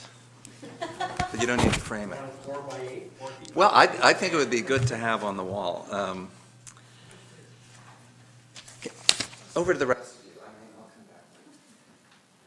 Councillor Beddoes and then Councillor St. Pierre? Yeah, I don't have much to say other than I really like the report. You didn't tell me anything that probably I didn't already know, but I like to see the stats that back it up. And as staff said, this is invaluable when it comes to our OCP. There is a couple interesting comments that I heard you say under the comments, and that's punching under our weight in tourism. I thank you for that comment because that was a bit of surprise. We have a beautiful community here, and the Airbnb thing set aside, we have potential for punching under our weight. The other thing is the industrial land, our our bank of industrial land is skewered by Goodrich Peninsula. We have a big chunk of that land that has been sitting idle for years. And my understanding of it, the person that owns it wanted to put a movie studio in there, but he was stymied by the availability of water. Now, I don't know how true that is, but every time I drive by that location, I said, well, there's a jewel that we are not getting anything out of it. I mean, it's a beautiful piece of property, and it's zoned industrial, and we're screaming for it, and there it sits idle. So that's over to us to try and see if we can leverage that out. So I appreciate the comment, and I appreciate your report, so thank you very much. Thank you, sir. Councillor St. Pierre? I'd like to follow up on some of Councillor Beto's comments. I spoke actually to one of our business owners who actually wanted to have a soundstage and pointed to the DCC specifically as really being egregious, making it very difficult for them to move forward. And there was interest in the Goodrich Peninsula, specifically in terms of filming, so I think that there's definitely something to follow up on. I don't know at what level and how, but there seems to be something with that. I'm curious about the DCCs. I know that in terms of things like sewer infrastructure and providing for residential development, we certainly need to keep them high. I'm wondering if we need a different regime where, given that we're wanting to encourage industrial and commercial development, maybe we should be looking at lowering our DCCs for what we want to happen, really, and keep them where they need to be, for residential. I was curious, and this is about there was this idea that high-skilled people needed places to live. And my observation was that we have a lot of high-skilled people in cars going to Victoria, and they're living here just fine. We don't really need more places for high-skilled people to live. They just leave. They can't find jobs here. So I don't know that we necessarily need housing for that particular sector, but certainly something that I would consider looking into in terms of a report like this is the need for housing for all the different types of jobs. So, for example, tourism jobs and retail jobs are not necessarily the best paying jobs, and that's where we're lacking housing. Not necessarily subsidized housing, but just, different levels of housing to meet all those needs so people can level up, but I didn't actually see that in the report, so I was curious. The other thing that I was curious about, and it falls into the industrial piece, is whether or not cannabis, and this might be a question through your worship to staff, whether cannabis production would be possible on the Goodrich Peninsula, for example, with the industrial zoning, or is it still really being looked at as an agricultural? Because if you're putting everything inside a concrete bunker, it doesn't need fertile soil. And I'd really be interested in some sort of agricultural industrial designation that can make better use of our resources and our potential in cannabis production.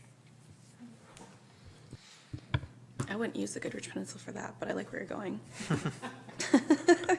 I love this. This tugs at my heartstrings. Tourism only makes up 11%, which is lower than basically everyone around us, and we have this beautiful water access. So it's time for us to start advocating and going after, like you said, I can't remember, water parks was your example, but why don't we have a man-made wave pool and then Team Canada surfs here? That should be a draw that flatters where we live and doesn't, still brings in revenue, and so then our residential taxes aren't so high. The other thing that absolutely is just beautiful. Okay, Tony, you'll love this. Sound economic development, smart growth, and sustainable development practices will aid the district in responding to climate change boldly. 71% of employees commute out of Sooke for work. Focusing on the bedroom syndrome problem through a holistic regulatory lens is necessary to achieve this goal. So it's not just the housing that I'm particularly interested, it's the jobs so that people stay in the community, and then ultimately that will achieve your goal. It might not have the same headline or the wording that you like, but ultimately that will satisfy this community's quest. Go ahead, Councillor St. Pierre. Just to be clear, I love the wording local economic development and jobs. Just to be clear. Anyone else from council before we go to the public? Councillor Bateman? Yeah, I probably have some other things here, if I can get my head straight here. When you looked at our as Councillor Beto's mentioned, Goodrich Peninsula doesn't have water or sewage. When you look at our industrial lands east of the river, you'll note we have water east of the river to Cooper's Cove, but not sewage. Do you feel we need to expand our did you consider the sewers in your thinking? No. No. I wasn't. Okay. I wasn't as detailed as that. It's more of a sort of higher level Right. analysis. Yeah. Okay. Those things would be more appropriate for site assessments as well as sort of parcel assessments. So if you guys, for example, there was a portion for affordable housing options as an appendix to my report. I didn't actually write that portion, but it came from the housing study. But that was specifically for certain sites, like Lot A or whatever. Lot A, yes. So for site assessments, servicing costs and servicing considerations are relevant and would be incorporated into those kinds of financial assessments and sort of market assessments. Okay. Thank you. Ms. Campbell, you had something to add? Sure, I just wanted to sort of manage expectations a little bit. So this economic assessment is fairly high level and was sort of leaning on around the housing affordability side of things. It will ideally inform and help provide the base for a more elaborate deep dive environment or economic development strategy. So that this would on its own may not satisfy in informing policy development in the OCP, but certainly would move towards a larger economic development strategy to do that. Regarding Goodridge, staff has had conversations just as recently as last year with the owners of that property. As Councillor, I was going to say Beddoes Bateman mentioned, the servicing is an issue, but so is access. The driveway, it should be a causeway. It needs to be doubled in size, and there's drainage issues and things like that. So it is a brownfield site because of the former use. And per Councillor St. Pierre, that doesn't negate possibly having things like cannabis production. There still would have to be some environmental site assessments done. The owners, we actually organized a tour with the previous, it was all, I don't think any councillors came to that. Yeah, it was just staff and leadership last year. We walked the site with the consultants that the owner had brought to Sooke from Vancouver and Calgary.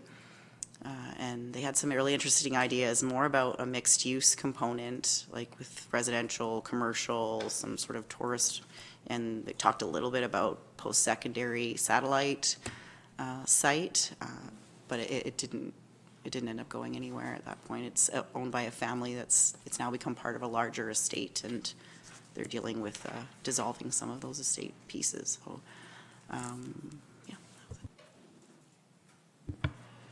And just in terms of your employment projections at the, I guess, low, medium, and higher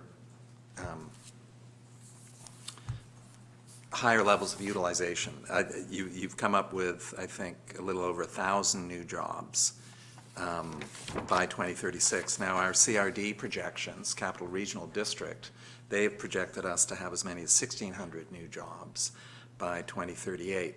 So do you see a future for in what you've studied so far of Sooke for home-based businesses, and where are we going to get to 1,600 new jobs? For sure. So I've actually, the median estimate was around 2,000 jobs.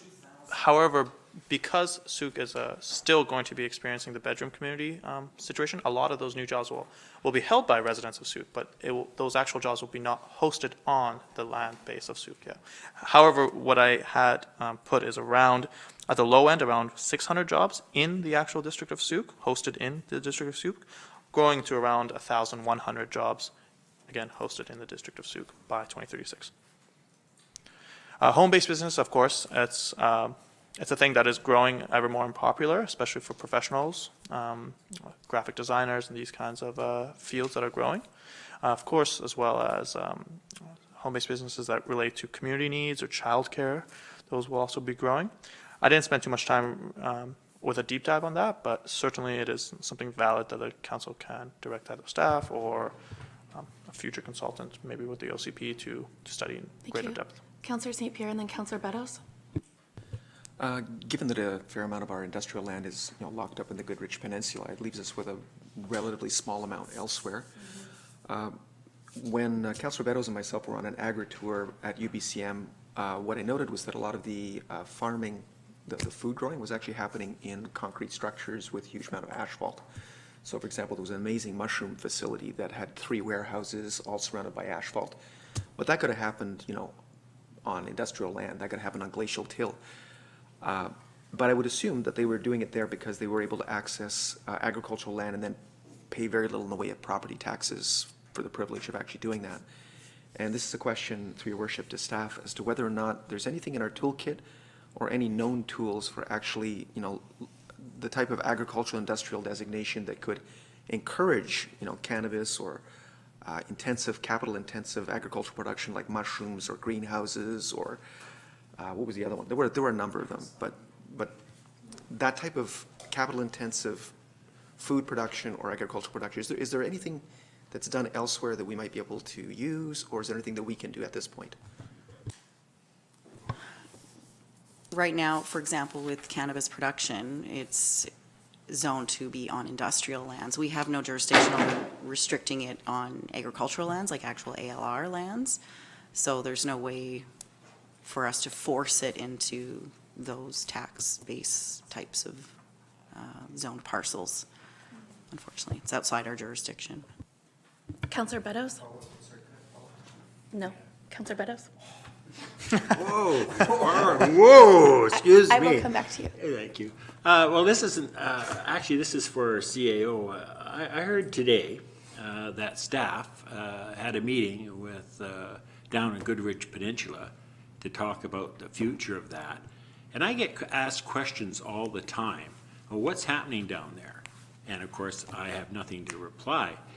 I would really like to hear to council, when things like that happen, I don't need to know a whole bunch of details, just that a discussion took place and sort of nothing came out of it. But it's good for us to explain to the public that our staff is proactive in dealing with these things. And I would like to have had that information that I could have passed on to those people. And it goes back to the number of times I've asked, you're only been here a short time, I don't want to sort of beat on you, but we're giving more of an update of what's going on with our planning department and these things. I don't want to interfere in the great details, but I do like to know the broad brushstrokes of what's happening. So the public comes to us, and I know they come to me numerous times, and sometimes I feel I don't have enough to give them, and I'd like to hear about those things. Just a point, please. Understood. And that was with the previous council. I'm not sure if the previous council did get an update on that particular visit to those lands, but I understand what you're saying. And I don't get involved to that level either, so oftentimes I'm not involved with things at the level of parks and operations. And, but if it rises to my level, certainly it should be on council's agenda as well. Thank you. Thank you. Councillor St. Pierre? It's just a follow-up question, through your worship, to Ms. Campbell. I understand that the cannabis production at this point is on industrial. I was more curious as to whether or not it might be possible of us to encourage that kind of industry by actually creating an agricultural industrial zoning in Sooke that would set aside our industrial lands specifically for the other activity, but actually encourage cannabis production and potentially food production on lands that are marginal. And I can think of some not too far from here that have been contentious in the past, but that would potentially be useful and then could be used for, it could be developed. They could be developed. So lands that are potentially agricultural but marginal and that could then contribute to our tax base in a better way while making everybody happy. That's curious as to are there tools in that direction? Is there a possibility in that direction? I'm not sure I have an answer for you today. Beyond, I mean, obviously they're all owned privately. There would have to, the first step is that the private landowner would be interested in even pursuing that type of production. But at first blush, a tax incentive program sometimes, if you're trying to attract a certain type of industry, municipalities will look at that as an option. But there's certainly, I think we have all the tools in place from a zoning perspective already. So it goes beyond that, I think. And if I could, Madam Chair, the taxation, the assessment piece of it is done by BC assessment, and it's based on use, not necessarily on zoning. So we don't have a big say in setting the assessment or the assessment code. It's more based on what actually is happening on the land. Thank you. Go ahead, Councillor Wheatman. Yeah, just in, not apropos to you, sir, but back over here, in the OCP process back in 2017, Danica Rice did come up with some new land use zoning categories, one of which is regeneration lands. That involves brownfields and yeah, so there's quite a bit of creative thinking went into the, so hopefully you will access that moving forward. I didn't see an actual agriculture industrial mix, but there are agricultural resource lands cited here and other useful pieces. Okay, I'm going to ask if anyone from the public would like to speak or comment. Go ahead. If you want to grab a seat while they can. Sure. Thank you.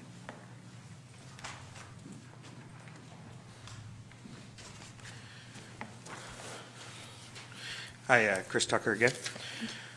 There was a couple of things in there that I wasn't planning on. I was going to speak to just the Brailsford thing, but they kind of pertain to what I'm working on in my world there. So I work with a number of entrepreneurs and developers, which is just another word for crazy people. And as Ivy can certainly attest, they're all a bit nuts. But we work in the hotel space, mostly out in Port Renfrew, and then we're building the cannabis park just up the road in the Otter Point Industrial Park there. And so as for the cannabis space, like we've actually pulled back some of our development. We've got land that's zoned and ready to go, and actually we have the plans and the DP for an additional phase of cannabis that we're not actually proceeding with at this time because there isn't as much demand as there is talk of demand. So we may proceed later, but I just say that just for the information there is that that's sitting ready to go and it's not being requested from the industry. And then as for the Airbnb space, we have two parcels that are zoned at to actually do Airbnb small home developments on it. And we looked at the information and the data that was available and actually involved our hotel team in saying like, hey, this is a thing that's available. Can we do this on this land? Does it actually make sense? And after a bit of study, we did, like it was clear that it didn't make sense. And so some of that land we've agreed in principle to restrict that, to not allow Airbnb, because it doesn't matter to us, and we don't think that there's enough demand there. So we have a number of units that we could flip to Airbnb. We don't think that there's that much demand. So I don't know, like I just say that I don't think that there's a big risk of that. The market is kind of controlling itself. As for the tourism thing, a lot of what we do, especially out in Port Renfrew and with the Port Renfrew Chamber of Commerce, which I'm a member of, is around obviously around tourism there. And one of the big things that's getting hit really hard right now is the sport fishing in your area. So you talk about tourism, and I say, well, there's a lot of pressure to be put behind that, and I know there's a lot of good people that are really pushing hard on that, but that's a pretty big. It's going the opposite way of what you guys are trying to do with increasing tourism, and it's really restricting that. So I say that there's an easy avenue there, not an easy avenue, but there's an avenue there with people and horsepower and boats and fishermen and that want to push that hard, and they're begging for some help. So I know that if there's anything that you guys can do on that, they're ready and willing to take any help they can get. Just on your note about the mushroom farm as well, we're actually looking at doing one of those up on that area there. But it is in the Otter Point Park. We're in. Yeah, Sooke Business Park. Yes, the Sooke Business Park. Yes, I drive past the sign every day, but I don't read it. Yeah. So, but that'll also have an effect just inherently on. Because of the cannabis park and what we're doing up there, there's nowhere. those people are logically going to live down here. And there's quite a bit of employment that's coming down the pipe there. And we've got shovels in the ground, that's happening. Yeah. That's great, thank you. I think Councillor Beddoes has a question for you. Yeah, just obviously, you've done a lot of studies in the area. I sense a movement away from cannabis production in buildings, and that somewhere in the near future, we're going to be looking at it in field arrangements. They might have to put a big high fence around it with guards, but have you seen any trend in that thing that rather than put money into these huge concrete vaulted buildings, that they're, the business is going to be such that it goes to more into real agriculture? Yeah, again, I'm more of the development manager for that. So my industry knowledge is limited to, I'm in a lot of those rooms and I'm with a lot of those people and I'm with a lot of the growers, but I'm by no means an industry expert in that. But on that, from what I see is that it's actually the outdoor growing space is going more towards hemp production, which is a pretty big market that is essentially untapped, and that's going, there's quite a bit of horsepower going towards that, the hemp production. Yeah. Oh, well, that in itself is valuable to me. Yeah. I'm trying to extract as much information I can out of anybody in regards to this subject, because it is a new field. Yeah. And I look at some of these concrete bunkers that they put up, and A, I don't like them. Yeah. But B, I guess, they're necessary for this very valuable crop. But as more people get into it, I think it has to be protected. But that's interesting about the hemp and some of the byproducts on that. Yeah, and that can be in a farm, like it can be in a farm field with with just a regular fence around it. There's a lot less restrictions around that. The cannabis market in this particular area is more about the craft growers, and so small growers, guys that have been quietly doing it very well for a long time, and bringing that to the market, and so that's what we're seeing on the island in general is those smaller craft growers, that they do need that climate controlled area, they do need the bunker. I spent most of my life trying to build beautiful things, and right now I'm building little concrete boxes. It's a bit odd, but it's so that's really where the market is going in this particular area. More of the big fields of marijuana are mostly going to the prairies, where you can do that, and it makes more sense. That product is very different. It's not. It's the similar analogy is Budweiser and a Phillips kind of thing. Like it's Budweiser is a great business and they're doing that well, but they're creating the Budweiser, they're creating the Coors Light, and we're creating more of a craft market generally on the island. There are some bigger ones, but they're not big. They're not huge on the island as a whole. Yeah. Thank you so much. Yeah. Thanks. Oh, sorry, Councillor St. Pierre has a follow-up question. Very popular here, aren't you? Yeah. I was really interested to hear you talk about hemp, because, well, just as a side note to everyone here, I just did a quick search. Hemp converts CO2 to oxygen better than trees, produces more oil than any other crop, and can grow more than once per year, and sequesters carbon just about faster than anything. And then the carbon is actually permanently sequestered in the ropes, fibers, and whatever else you make the fiber into. So it's a great tool for sequestering, but I hadn't heard anything major happening with it. It's right now the things you're hearing about generally in the media is more to do with the cannabis specifically, because it's new, it's exciting, and it's interesting.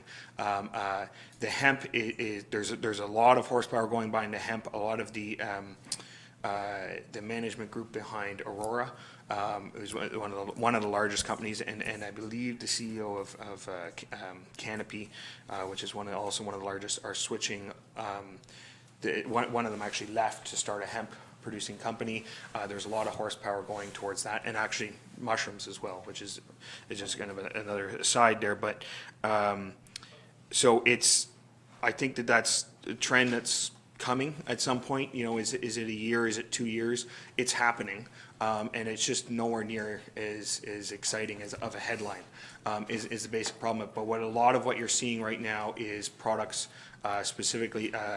There's a lot happening with in building materials. So hemp insulation, hempcrete, hemp boards, hemp drywall, like all those kind of things, because of, partially because of the sequestration, but partially because it's just a good product to do that with.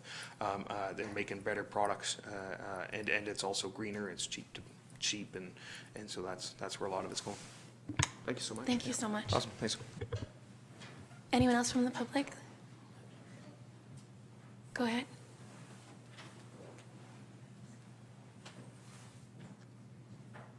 And there's a little gray button just at the base of the microphone. And if you could just give us your first and last name? Hear me okay? Yep. May I have your first My and name's last name? Robert Lee. I just stayed on the road there for about 10 years. And about a year out of the 10 years, approximately, I went to grow in the States, which you guys are all talking about. We do it by the miles over there, but that's my friends over there. Just to let you know a little bit of what I'm about. We don't go by them by their measurements, but I'm just curious about how y'all talk about jobs here. Excuse me. I worked in call centers all over the continent. AT&T, just to name some. One, Firestone, Bridgestone, Ferrari, Hotels.com, just to name a few over like a few-year period.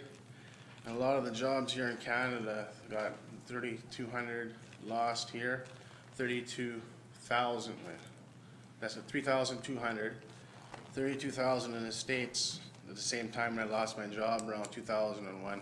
Don't like talking too much about that year, but I just thought that if you want to see some of the stuff I do everything on the internet. One of my websites is looksee.net, and the other one is weeds.pw. I got a few of them, but I don't like carrying around paper. I'm a recyclable person. However, there is land you guys talk about around. I walk around on that all the time, and I've always been thinking for a couple of years about call centers to help people. Like, I really don't care, to be honest with you, because I'm not getting myself in a bind to be, well, Mr. Liable. So I've had that situation happen to me already. And you say 1,600 jobs in 10 years. It's easy to make 300 jobs here on my own like that in a call center. And these seniors here that need something to do. And same with the people that have records in a call center, you know, like as long as they're not felony based on United States protocols, what I go on. Because I know a lot of people in the States that work in a call center. I have, for example, my uncle is a police officer in the States, and call centers are handled by so-called wrongfully convicted. And I know that, so I can get a lot of, you know, help send that calls this way, outsourcing, whatever how you call it. I ain't gonna talk too much. I just thought, instead of me wasting my time going and making a little proposal for that idea of a call center for like 300 minimum employees, 100 every, was it 8 hours, something like that. I mean, has anyone ever brought that to anyone's attention? Is there a call center in Vic by, I don't think I kind of sit along by Chats, or is there like around? Like I said, I was thinking of that to help people get jobs instead of polluting up everything and these other like grow what you want. And this other, like, I can condition it, but like I said, we go by the miles where I'm from, not by this acreage and hectare stuff, and they don't got no problems over there. I just talked to my dad first time in 3 months. It was 70 degrees there this morning around the West Indies and that, so they don't got a weed problem over there. A lot of people don't got the money to buy it, but the problem is trying to make it grow it themselves, you know, so I don't know, I just thought I'd bring that to your all attention, if I should waste my time with a call center proposal or not, if I get some people's help, because I ain't gonna do it all on my own, be Mr. Liable. I'm sitting down now, because I just got myself a big liability, and I ain't going back. Thank you. Thank you for sharing. Anyone else from the public? Okay, so I'm looking for a motion. I'd like to move that. Could you please read it out with your microphone? The committee of the whole recommended council accept the... Microphone. Sorry. I'd like to move that the committee of the whole recommend that council accept the economic analysis for information and discussion. All those in favor? Opposed? Carried unanimously.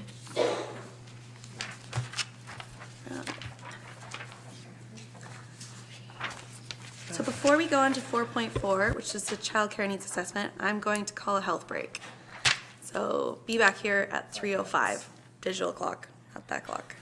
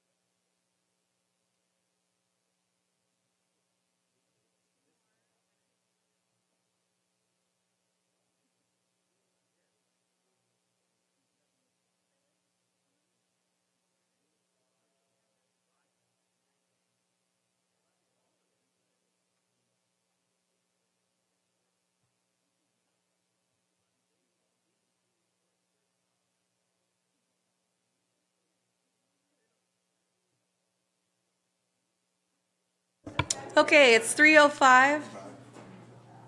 I'm gonna call this meeting back on. We are at section 4.4, childcare needs assessment. Thank you. So childcare policy and planning is becoming a priority across BC due to shortages and the increasing wait lists. This has resulted in an increase in provincial funding overall. The childcare needs assessment is the first proactive step for the district to begin addressing this growing need. The report provides a gap analysis, assessment of the need, and identifies targets for space creation and outlines several strategic directions. Sooke is considered a childcare desert, with a coverage or access rate to childcare at 23%. As of April 2019, there were a total of 416 licensed spaces delivered through 28 childcare programs. Currently, there are 21 spaces for every 100 kids in Sooke. I wanted to have a tumbleweed come across, but it didn't work out. It's important to be analytical about stats and their sources in order to avoid comparing apples to oranges. In the case of the population projections for Sooke, I've provided a bit of a comparison table here. This table shows the different projections we have received for the various plans and updates that we've talked about earlier this meeting, and the column to the right shows the years that those projections go to. So as you can see, the childcare needs assessment has a slightly higher projection than the others at 2.8%. I've taken out the average percentage in average year, so a result of 2.22% annual increase until the year 2034 for population growth. It's important to acknowledge that each of these projection models use a different methodology and that planning staff are not math whizzes. But the biggest takeaway is that the under 15 demographic is going to be shrinking over the next 20 years. And the childcare space requirements that are in this report are for the increase and as the population continues to grow, as well as meeting the current space demands that we have over the next 10 years. This tells us overall that the district should create childcare spaces that are co-located and able to adapt to the changing needs of the community. Based on the need, demand, and population projections, 51 childcare spaces a year are needed in Sooke. 15 of those spaces are for children ages 0 to 5, and 36 spaces for children ages 6 to 12. Residential daycares alone are not going to be able to meet that need, which again points to the creation of more purpose-built facilities that are co-located and adaptable for different uses over time. And this is furthered by the preference in the report for spaces that are located in or directly around the town center. So overall, the district has 5 key roles to help facilitate childcare within the community. The first is setting policy. The second is establishing regulations. The third is revenue generation and land banking. The fourth is leveraging partnerships. And the fifth is advocacy and education. And through discussion, I can go into those in more detail as we move forward. Thank you.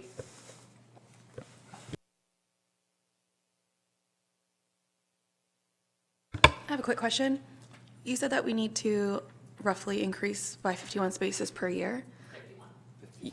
Yeah. 51. Yeah. Does that include catching up? Because you said we've got 21 spaces per 100 kids right now. So does that 50 roughly a year include catching up to that?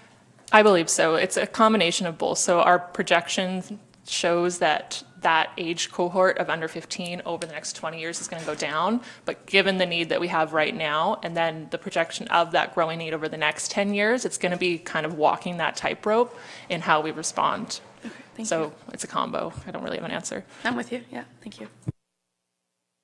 Councillor Beddoes, and then Councillor St. Pierre. Yeah, there's some, once again, I'm very impressed with the report. There's a ton of information in there and some trends that were interesting, but it's interesting the Highway 14 closures have such a big impact on parents saying, I don't want to be stuck on that side of the highway and have my kids stuck on this side.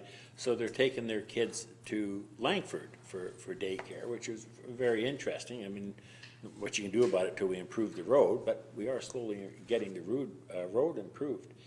And that 64% would rather have their daycare in Sooke, and we're only at 37%. So there's a lot of movement there. Just overall, I'm very pleased with the report. There's a ton of stuff in here. I haven't read it all, and I doubt whether I ever will. But I did skim over it. Yeah. I mean, we only get this on Friday, and then here we are on Monday dealing with it. Thursday, well, Friday for most people. I guess you got lots of time. Anyways, just want to say that I very impressed. Thank you very much for the report. Madam Mayor, sorry, acting Madam Mayor. I think I have the least amount of time out of everybody else here. Councillor St. Pierre and then Councillor Bateman. Couple of questions. One is just around Lot A, because that seems like a great, spot for co-location in terms of community facilities. And I remember at one of the first events I got to was, I think it was AVIC, the province announced basically funding up to, I think, $1 million for childcare spaces. And I was very curious as to whether or not we were still potentially in a place to, take advantage of that with Lot A. So that was one question. And the other one was sort of a follow-up in terms of the rezoning application that came up earlier this year with regards to Kaltassin and childcare spaces, and looking at RU4 and potentially extending or making it easier for people that are on RU4 designations, or even just looking at our zoning in terms of allowing neighborhood daycares of smaller sizes right where we need them. And I was wondering how far we are along with that sort of thing. Through the chair to Councillor St. Pierre. Your first question, there was a grant for the creation of childcare programs and the New Spaces Fund. At the time, we weren't prepared to respond to it because we don't have any sort of development plan in place for Lot A. I think we're still in that boat. So it'll be interesting to see how long that funding is around, but it will certainly be an opportunity in the future. About zoning and the smaller residential daycares. So if you have 8 or under children, as a total number, you're actually allowed to have a daycare in all residential zones in Sooke. When it came to facilitating larger than 8 children daycares throughout residential areas, staff actually really informed the consultant about what we wanted to see for the establishing regulations strategy here. So there's lots of trend to allow that. There just needs to be a certain amount of acknowledgement of the licensing and regulations that are kind of around that to make it easier. So it's called conditions of use that we would have in the zone. So you need a certain lot size so that you can have the required outdoor space for the kids, to have the required parking, which we can look at, and that was in here as a suggestion. There's a little bit more than just allowing something to happen in residential areas. You need to have that finer grain look at it. So the step was that we have this be completed, which does suggest that we look at it further. So I think that that's something that we'll have in the future. We are also going to have kind of a brochure put together that similar municipalities have, just about guiding folks through the process a little bit more. There is lots online available for people. There's a whole 15-page document that the province has made about dealing with local governments and the questions that you should be asking as an applicant to staff. And although we don't have it explicitly in black and white, anytime there's an application where there's a high community need like a daycare, staff do kind of fast track that or put it on top of our pile and give as much as we can while still being an approval authority. We can't act as a consultant or wave our magic wands for large zoning changes, but we can take the steps forward really slowly. And in this case, I think we're ready to take the next step with looking at more than 8 kids in residential zones. That was a little rambly, but I hope I answered you. Councillor Beddoes? Yeah, just for interest, I know there's, I can't remember the name of the group, but there's a service club in town that'd be more than happy to put a building up and have daycare during the day. And you sort of alluded to that's where we may have to go, is to get the available daycare spaces. So just something to say. Thank you. Councillor Bateman? Yeah, so just for context here, Sooke is a childcare desert. And as I understand it, 776,000 children across Canada live in, 44% of all non-school age children live in childcare deserts. So we're not alone, so let's not feel too hard done by. I was curious in terms of how our childcare spaces have grown over, say, the last 5-10 years. How are we doing? I can't speak to that directly. I would say that there's been probably very small incremental growth. Most of the conversions and rezonings have happened, I believe, in the last 10 years. Now we're just seeing that Sooke, because of the bedroom community syndrome and being at the end of the road and most people commuting out, means that they also are commuting out and taking their kids to other areas. And there's sort of, you have to look at it in that regional way when it comes to things like childcare, because as much as we have a high demand in Sooke, we also can't ignore the realities of that people live here but commute elsewhere. So overall, we've seen a lot of the residential conversions, and we don't necessarily have any of the real big purpose-built that you'll see in like Langford and Colwood. Maybe there's the bigger need is for that, hence the co-location and the town center kind of wink, wink, nudge that came out of this. I see Ms. McGinnis in the audience this afternoon. So hopefully we'll hear from you, Steps to the Future Society, on the subject at hand. And on that note, I'm going to call anyone from the public who would like to speak.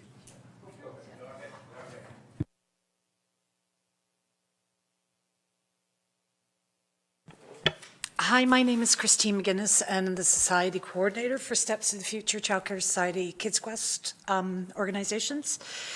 We have 2 facilities, and I have to say, it's been a real struggle. We found a property, 2.5 acres, 2 wonderful large homes, and we have had some financial difficulties trying to get these up and running. And it does say in this package that they're looking at using schools as partnerships. So certainly that's a great idea, but we've been asked for the last 10 years and we've been begging to stay in the schools, but the schools are growing with the community growing itself.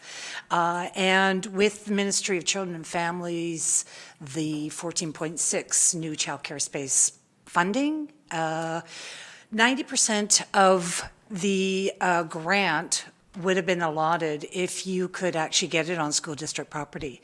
And so we had actually asked if we could put portables on the property, and the school district wanted nothing to do with more portables on their properties. Classroom sizes are already growing. And so that was an absolute zero, couldn't get anywhere near any of the schools in the school district 62. So just so you know that about that piece of the package. So I heard you say something about the provincial government has a checklist of resources before someone starts up. Can you tell me who that is, how you contact people? Through the chair, it was, it's like a brochure booklet about if you're coming in to chat with a municipality, the questions that you should ask about zoning, about business licensing, Right. about any of our like regulatory steps. I just found it on the provincial website amongst a few other resources. I can send the link around. Okay, so yeah, that would have been really super helpful for us in 2014 when we first started out. Because we had to go to ALR, we had to apply because half of the property's on ALR, so we did do zoning with that. So yeah, that would have been really great because the frontline staff tend to send you to somebody they think could answer questions, and we did have some issues with people not having the right answers or us having to backtrack on, say, for example, building inspections and things like that. So that would be really helpful for future programs coming up. Another thing about licensing, and that's Vancouver Island Health Authority. We get nothing without them asking for building permits for the fire department going through the buildings and all of these inspections being done before they'll even consider us allowing, getting a license.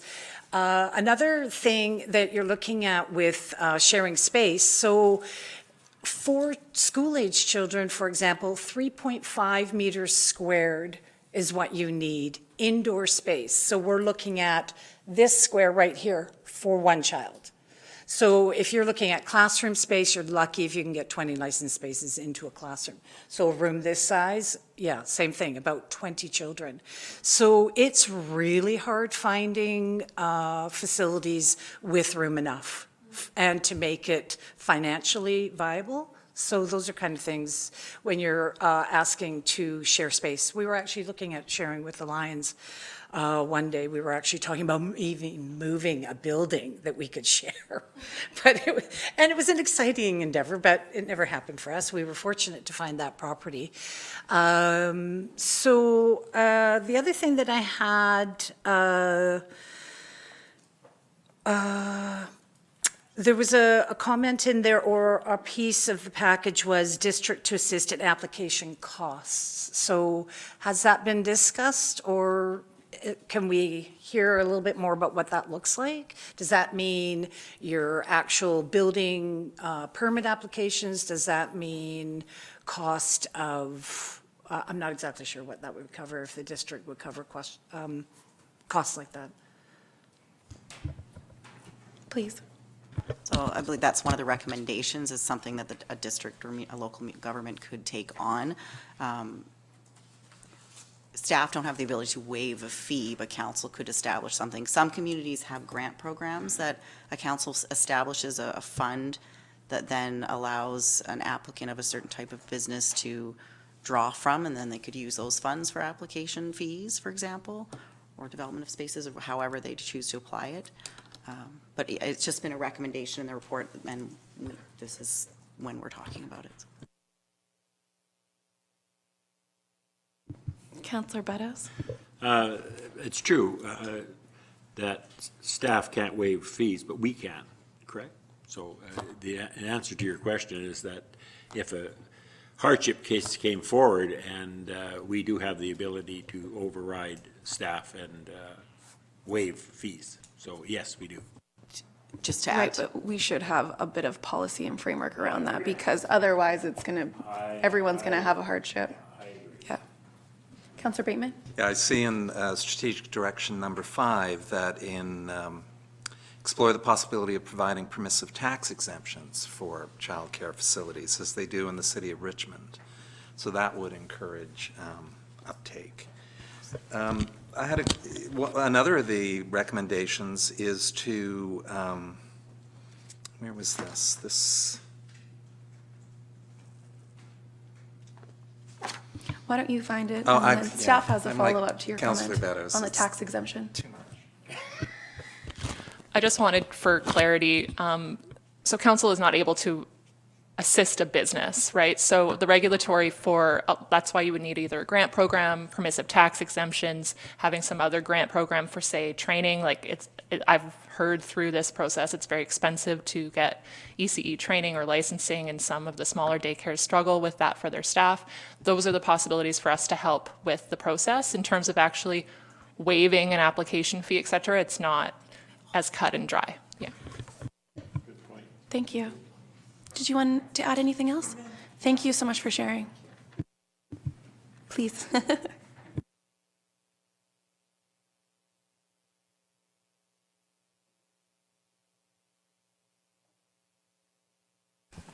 Hello, everybody. My name is Israel, and I'm the manager of Choo Choo Let's Go in Sun River. We took the location 1 year ago. So just to give an idea. First of all, thanks for the report. It's awesome. Awesome. And also I want to say thank you to planning of Sooke, because whenever we come with a question, yes, they're really helpful and try to guide us as best as possible. So I have some things. I agree that there's a lack of childcare, and this is everywhere.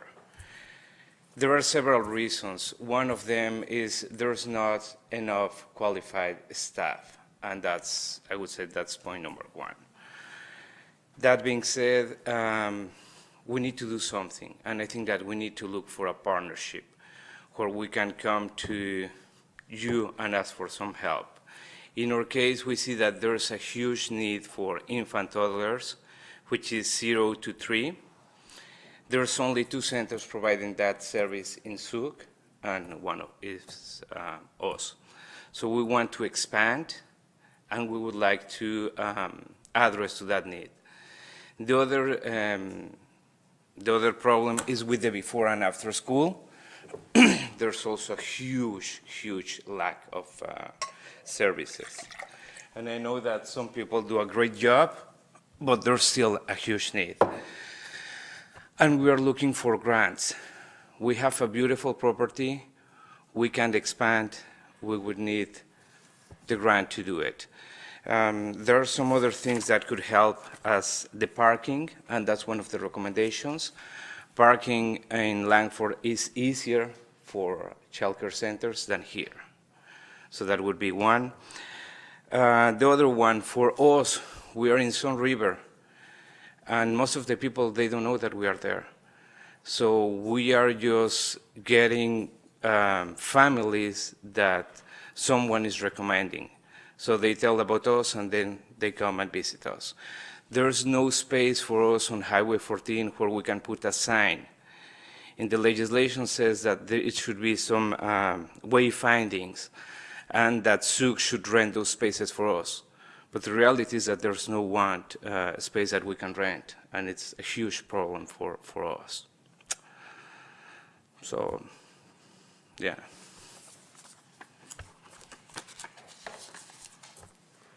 Okay, thank you.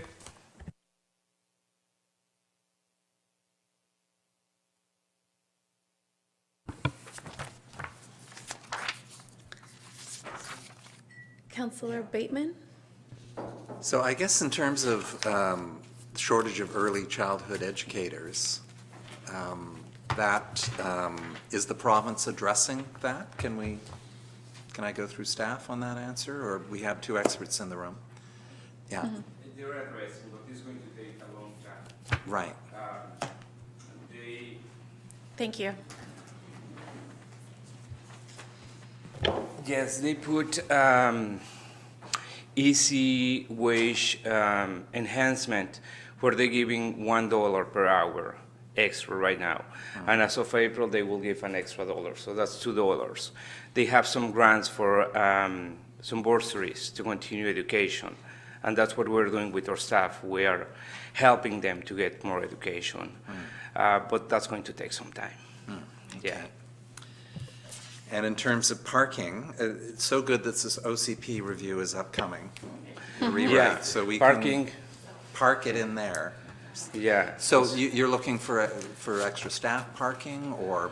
Well, What is Langford's parking policy? it's 1 parking per staff plus 2 extra spaces. Sooke is 2 parking per child. So let's say we are licensed for 37 children, we wouldn't be able to have all those spaces. And if you go to the daycare right now, the parking is empty. Families will come, will drop, leave. Will come, pick up, leave. Right, and they're So it's- staggered. Yeah, so it's a matter of 5, 10 minutes, 15 minutes max. Yeah. Thank you. Just a follow-up from staff. The parking requirement is one space for every 5 children here in Sooke, and we don't have a requirement for like a pick-up or drop-off area or for staff. So what we would be looking at to echo sort of Langford's is they have the staff requirement, which makes sense, and then the pickup and loading area for loading children. Without like the high number of per kids, because it is empty typically for most of the time. You don't need that dedicated parent It's just like a school space. zone. Yeah. And that would be a zoning amendment. It doesn't need to be anywhere near the OCP. That's in the weeds. And is that something that you guys are looking at right now? We can definitely do that. Okay. You just would like a little direction, maybe? Thank Direction. you. Councillor St. Pierre. Just going to follow up on that. We got a great report here. I'm not clear at this point. Childcare is not specifically in our strategic plan as one of the top priorities. However, it does affect directly local economic development. If you want to take it further, having local childcare spaces inside neighborhoods also helps keep traffic down. So there's places where we can actually link it to some of our strategic plan priorities. Is staff needing direction from council in order to take this report and start working with it? Or are we waiting for the OCP process for that? I think that we are going to be having, when is our review? We have a 6-month review coming up, correct? And in that time, we'll be looking at what our priorities are. Yes, it will be in January, and that's the time to either move priorities up or down from where they are right now. So I think at that time, that's like our job to bring that forward.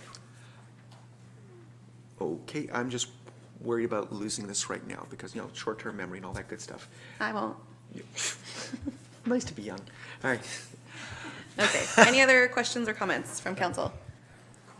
Looking for a motion. I'll move that. Microphone, please. Yeah. That the Committee of the Whole recommend that Council accept the Child Care Needs Assessment for information and discussion. Moved by Councillor Bateman. I'll call the question. All those in favor? Opposed? Carries unanimously. It's a good report. I'm very pleased with that. And thanks for all your work, both of you. Good You're both comments. at capacity, I take it. Good comments from the public, too. With wait lists. Okay, on to 4.5. Policy CO-003, Community Grants and Sponsorship Policy.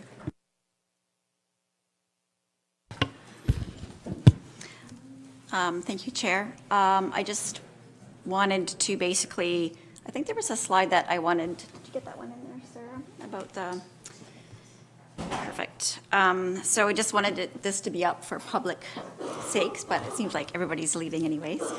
These were the highlights that were talked about in February of this past year that council had a special meeting and they had talked about the grants and sponsorship policy and what they were looking for going forward. Staff have put forward a new policy and it highlights all of this information except for the grant amount not exceeding $7,000. That one has been not included in the new policy in front of you. Just to provide a few highlights, the current policy has a deadline of January 15th, and staff have currently received 3 submissions for the current run going forward. This new policy has a deadline of March 15th, so that would be delaying the process a couple of months. And I think that's basically the brunt of it. There has been some talk in your budget meetings about having possible line items becoming community service agreements possibly, and so that's something that I wanted to also just mention, so that's in your forefront when you're going through this process, and I'll open it to questions. Councillor Beddoes? Yeah, so on this new date of moving it, it's the March or September, what is it? March. So that would impact this year, like right now we're taking applications up to middle of January. If we pass this, I mean recommend today and pass it at the next meeting, then the new date becomes March, is that correct? That's correct. Okay.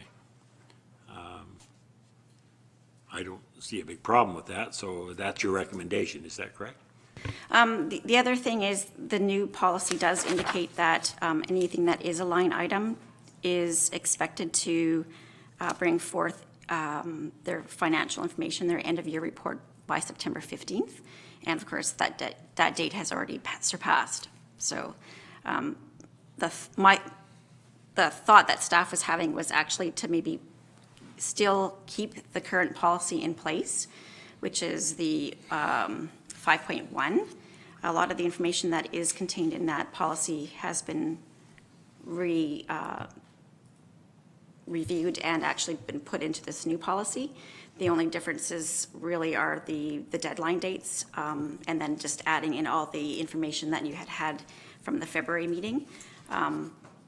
And then that way you could keep the deadline for January 15th. And since we don't have a full complement, perhaps there could be a further discussion as to what you wanted to implement. I know Ebony, Councillor Loggins had a real great, she has a passion for this type of work and had some comments, and unfortunately she's not here today. So just let me get this clear, because I think I'm still You have on. follow-up? Well, I didn't know I was finished, but then follow-up, okay. So I'm still not clear. Are we going to go to March? If we pass this, we go to March, or we're going to stay with, I guess my concern is we have 3 applicants for meeting the 15th deadline. Is that, if we move it to March, does that cause some hardship for them? Or, so I was a little confused about leaving one in place while the other one, so clarify, please. I could have Sarah talk to you about it. She's the one that actually takes, Ms. Temple is the one that takes in all the applications and goes through the process. She's has notified me that most of the applications that come in are usually the last week leading up to the deadline date. And that's because this is a busy time of year, I think, for a lot of those organizations. It is nice to have the deadline date earlier in the year because, as you say, most of the organizations probably have a fiscal end of the 31st, and going forward, they need to know that they're going to be able to have the grant monies in place for them. There are a couple of things that were discussed on the last meeting that this came up, which was November 18th, where you had a desire to have a committee formed to review all the applications, was one of them. I'm just reading from the minutes here. Concern that the measurement for the access assessment criteria, so you were looking for maybe some measurables. Financial accountability, a thorough review of the requirements. Clear definition required for participation and utilization of the group, and there was appreciation for the September deadline to assure alignment with the district budget for those line items. Most municipalities don't actually have line item for their sort of grant funding opportunities for organizations within their communities. They're actually either done as a community service agreement, or they just come forward as grants, just asking for the grant requests.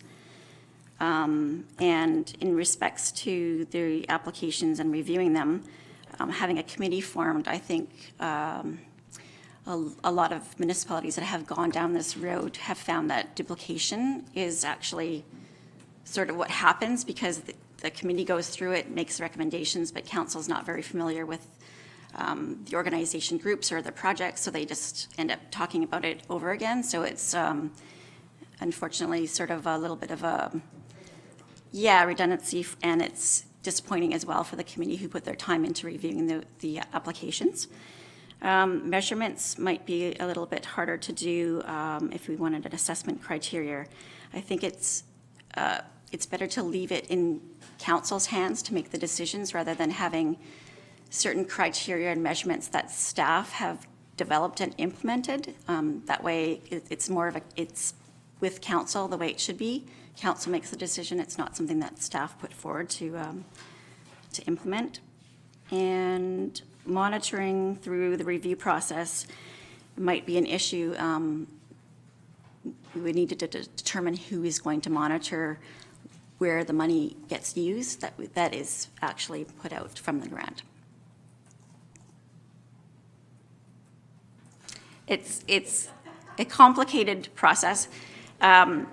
This grant policy has actually been refurbished about 8 different times throughout the lifetime of Sooke. And as transparency is sort of demanded by different organizations and stuff as to how the process gets done, I think it's just better to sort of leave it in the process of being able to come and present to council and have council make that decision in an open meeting, of course.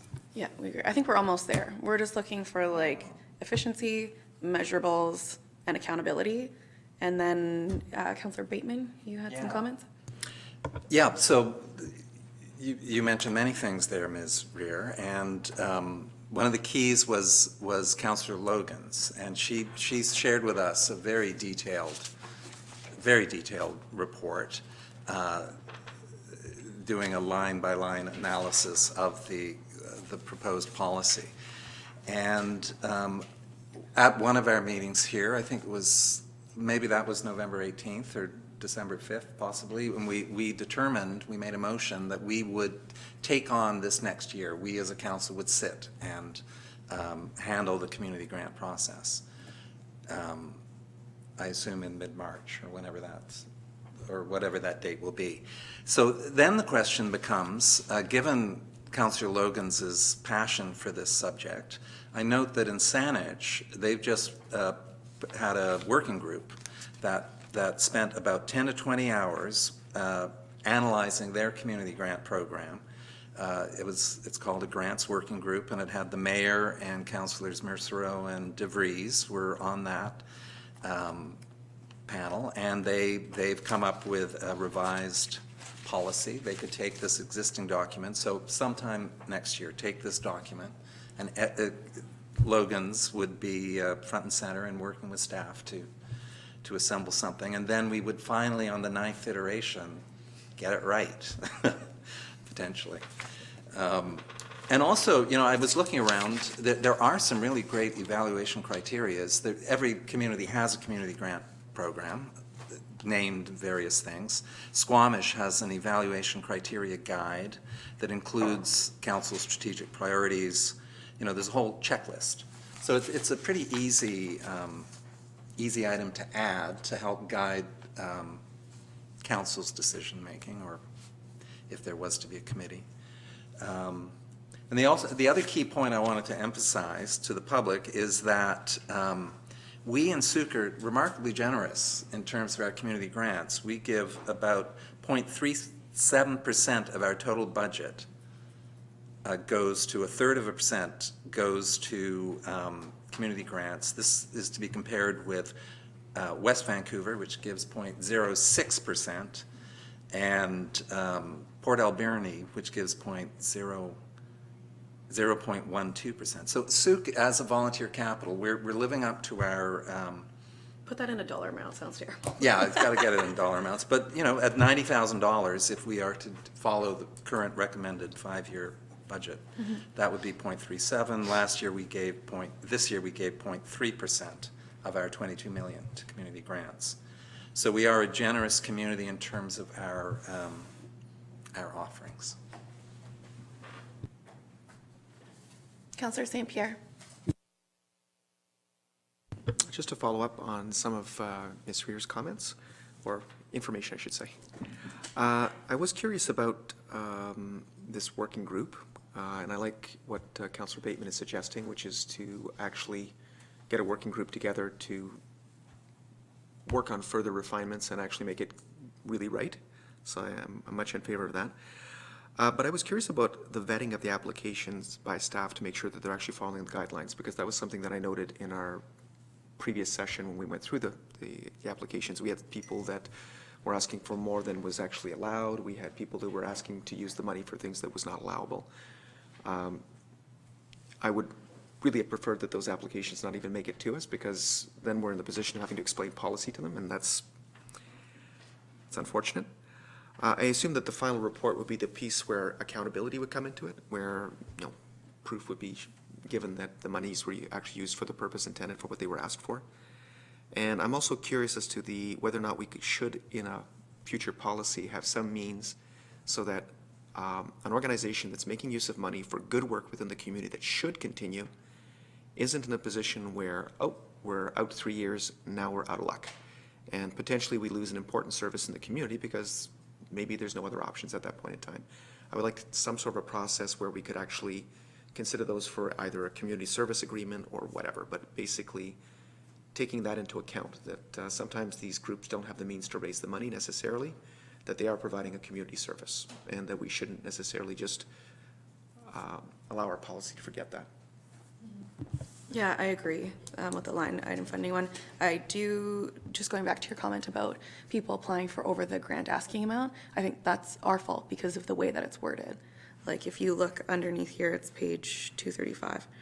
Staff have incorporated all these, while the policy suggests an upward limit of 7,000, there's like the open gray area for council to change that or to make exceptions to the rule. So I think having that door open is why people shoot their shot.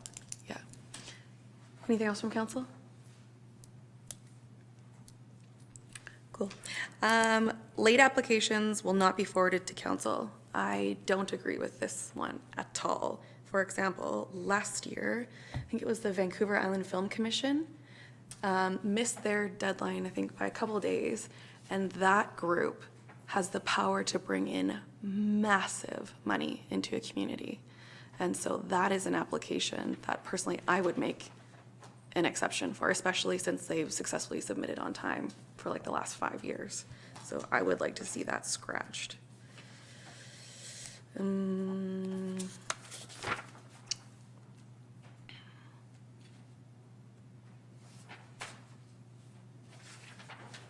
I love the idea of the checklist being strategic relevance. Is there any addition of criteria that you don't see here listed that you would like added? I would like to comment. Councillor Beddoes? Yeah, I think what we have here is a pretty good basis to deal with this year. Last year, we were at a disadvantage because a large number of us were fairly new. Having read over a lot of the requirements, I'm going to be a little bit stricter this year when it comes before me, because I know that a couple of groups got money when, in hindsight, they probably shouldn't have, because they didn't meet any of these criteria. As for the staff vetting them, I'm not so sure that's, I think that should be left to us. If they get an application to us, then it's our due diligence, and these are the people that make this community go round. We have to take the time and have a look at their applications in better detail, and that's our job. So I'm pretty happy with this document, and I think we proceed with it. Thanks. Do we have a how to apply section like on our website to help people with their grant applications? There's a section that I want to apply for. Through the chair, to answer that question, I know in the past, staff actually did have little seminar sessions for organizations to come in, and they would review the application process and how to fill it out in order for them to be able to be up on what to include. Right. I would prefer we don't do that. But can we, maybe this is just for us to discuss, have a how-to? You know how we have a checklist for burning. Can I burn? And it's got, you check all these boxes, and if you miss one, you're not allowed to burn. Same thing with the grant application. So it's not sucking up massive amounts of staff time, but then someone who's new to this can easily go, yep, got that, yep, check, yep, check, yep, check. Okay. So if there's no further discussion, then I'm looking, Councillor Bateman. Yeah, I'd be happy to vote in favor of this on the proviso that we all know that it will again come up next year when we can look at the new time frame, maybe moving to September 15th. And yeah, and indeed there are so many good practices out there that can be readily borrowed, cut and paste from other communities. So yeah. Councillor St. Pierre? Through your worship to our CEO, Mr. McInnes, I'm just curious as to whether or not a working group that would deal in, as Councillor Bateman was suggesting, with the grant policy would also come under the framework of the community economic development, because it seems to me it would, that this is part of the structure, committee structure, and potentially economic development. So is this something that we're going to be touching at least tangentially upon during that, or? My intuition would say no, because the needs of those looking for funding and those that are looking to help build community capacity sometimes are at odds. So I would think that a working group to help with this particular policy probably should be a standalone and with a defined scope and time frame for them to do their work. All right, just a follow-up question. In terms, again, of Councillor Bateman's suggestion, which I do support, in order not to lose this, and I'd really rather not return to discuss this in a year, if we can actually make an appropriate notice right now to, potentially have it set up or have that taken care of. Is that something we can do right now to not just send it to a future deliberation? Like you're looking for us to create a working group on this? I'm asking if it's something we could do right now, if there's a notice of motion that we could create at this point in time to form a working group later on in the year, after the grant applications. We do it this way this year, but we're looking at a future iteration, but I don't know if I want to come back to decide to form a working group for a future iteration. Can we do that now? It's been a bit of an awkward process. Yeah. And it should just, yeah, I hear you. Would you like to read the motion on the? The Committee of the Whole recommends Council form a working group. I just turned it off. That the Committee of the Whole recommends Council form a working group to consider grant policy.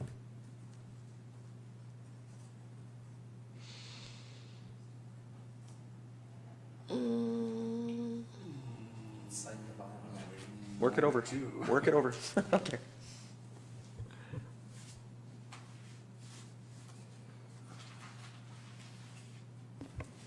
Councillor Beddoes? I'm not in favor of a community group forming grant policy. I think that, I think we have really the crux of what we need now. I certainly, I don't mind maybe sometime in the future have a community group that make recommendations to us by looking at them, but I'm not even sure I want to go there right now too. I just as soon leave things the way they are. We had a very good report here. The only thing was the date and the amount, and I'm happy to leave it at that. And I'm sorry if we have to deal with it in the future, but let's deal with it in the future. I'm not prepared to deal with it now.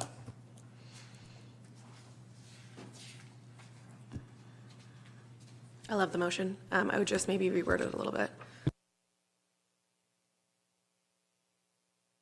Councillor St. Pierre? Just as a comment, I don't think that this working group would necessarily be a community group doing this work. I think what we're looking at is potentially as, well, no, I think Councillor Bain was suggesting 2 councillors, potentially staff, and maybe representatives of the community that would have specific expertise, I think would probably make sense. So I don't think we're looking at a community group basically deciding on community grants on their own. So just, I don't know if that helps at all. To our CAO? So what I'm struggling with over here is if we're looking at the principles and the criteria, eligibility criteria that's in the policy that's in front of council, what's missing? Which is what I asked earlier.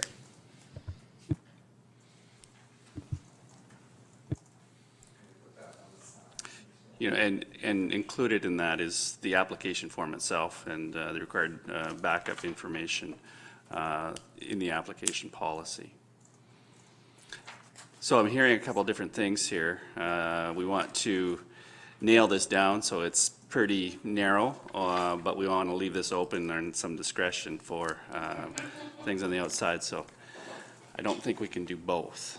And my suggestion would be let's run with this criteria. Let's do an after-action review through this next round of grants and see what we learn and see if we have to change the criteria at all. Because I think council will have the ability now to allocate the money that's in the grant fund as you list based on the criteria, but at least you're going to have the criteria, you'll have the application form, there will be similar information that we're requesting from each group as far as financial and showing need, and then we can have a look at how this works this time, and it may just need little tweaks or it may work just fine. Councillor Bateman? Yeah, yes, I agree with that we stay focused on just getting this bylaw passed. But one of the key things that Councillor Logan stated in her notes to us related to the budget. And the current budget template is very bare bones. And she had noted it's really important. She's seen enough community grant applications now to see that people do not put in the necessary data, ranging from in-kind donations, equipment, supplies, rentals, advertising, utilities. So we've gone from, the previous budget template did have a few of those items, and now we've gone to minimal. And there are examples out there. One of these, City of Nanaimo, I think it is, and they list all the key prompts that you would need in filling out if I'm an amateur, I'd filled out one of these applications and it was sent back to me twice, I think, to try to get some more chat out of it. So the prompts are useful in terms of the budget. Councillor St. Pierre? I would be willing to support this as it stands, with the understanding that, you know, we'd be tweaking it along the way. I'm always concerned about things that are actually discussed at this point in time as potentially important tweaks getting lost in the weeds. So, for example, I do think that I'd like to see something around the community service agreements and some sort of a process for determining whether or not this is in order. And I would like to actually be considering whether or not in the future we actually want to be looking at a working group to consider the applications themselves. And that's where I saw this going in the future. Those are the two key pieces, at least for me, that were missing. I think Councillor Logan's may have had others, but those were the ones that I was missing. And as long as that's not lost, I'm okay with moving this ahead.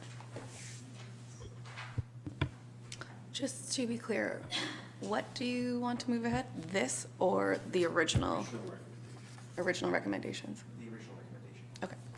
Before we call that question, I'm going to call for comments from, actually, I did have one question before I call to the public. Going back to the discussion on childcare needs and supporting, is this a process through which childcare providers could apply to help their employees with additional training? As the policy, sorry, through the chair, as the policy indicates, under 1B, community grants may be awarded for any capital or operational expenses except for travel costs, salaries, and benefits. So if it's, I don't think it would actually, well, operational expense, I don't know if it would apply or not. Yeah. I mean, it would depend what the definition of benefits would be, because you could consider So say they're training looking a benefit potentially. It could get, I would need to look at the policy or changes to it potentially, and then there's the situation of not aiding a business. So for example, so the number one issue that childcare has is the lack of qualified professionals, so specifically infants. So can they apply through this grant program to enhance their certifications?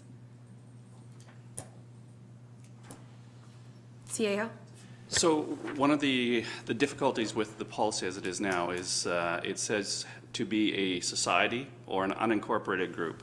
The bringing in the unincorporated groups adds a little bit of complexity to this, because my question to you, or my answer to you, to your question, if it was just a society, is it in their mandate, in their bylaws that are registered with the province?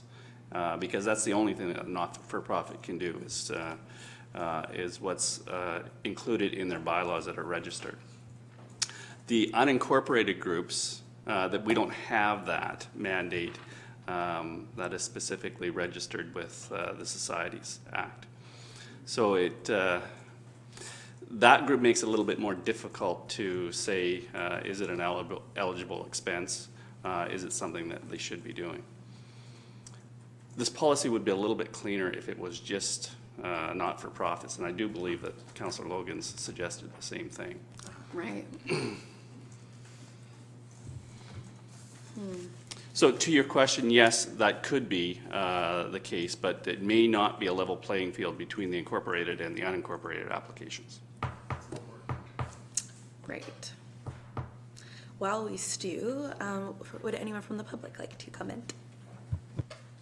Don't forget, this goes to council for further discussion. Hi, Christine McGuinness again.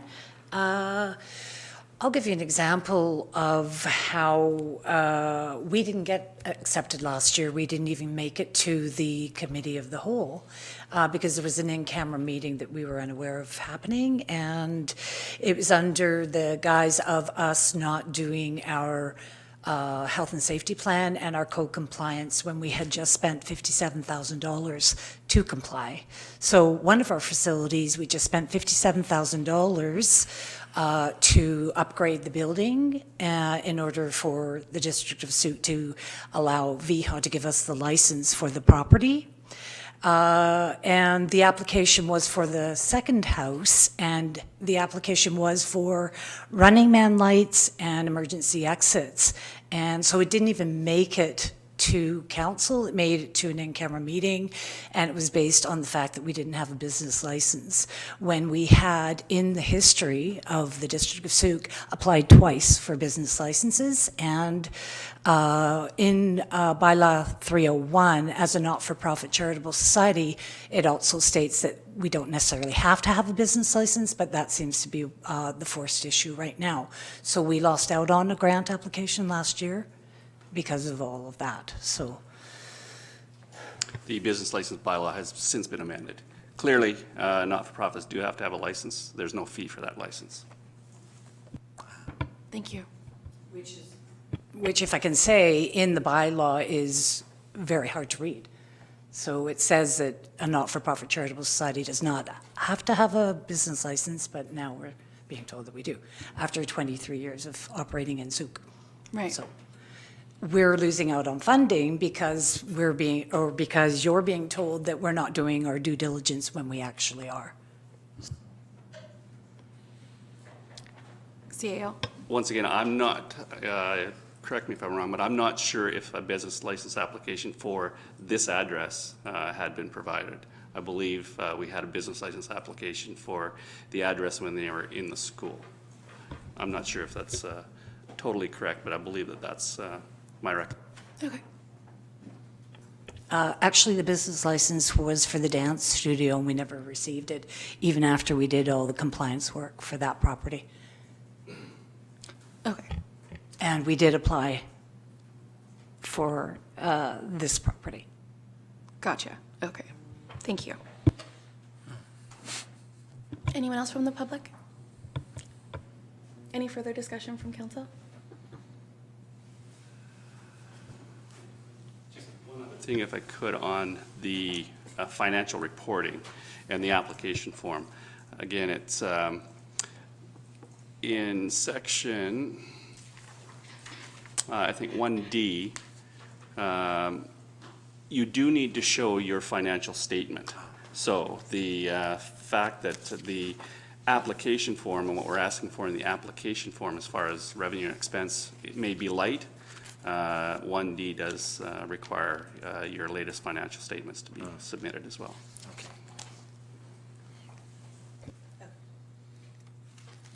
Any further discussion? Yeah. Councillor Bateman? Yeah, I would say the financial statement's one thing, but the actual project budget is where we're looking at presenting, you know, and seeing the funding from other sources, and we see that we could potentially cover their X, Y, Z. So it's the project budget.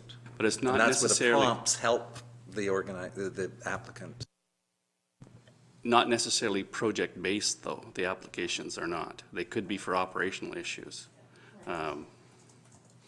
Right, which makes it tricky because sometimes we get grant-specific or like project-specific grant requests. And then, so say for example, they want to do something, it's a $20,000 budget. We make a special exception, we give it to them. And then unbeknownst to us, the project only cost them $10,000. Where did the rest of that $10,000 go? So we just, not that we need it stuck to that project perhaps, but just that there is some accountability, so it's not just, it doesn't just dissipate. But maybe a conversation for later. So, last time I'm gonna ask this, any further discussion? Great, who would like to move it? And maybe move them together.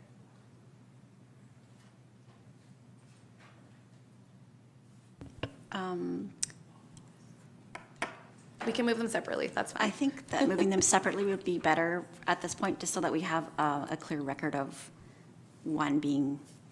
Sure. Yep. Thank you. Councillor Lajeunesse.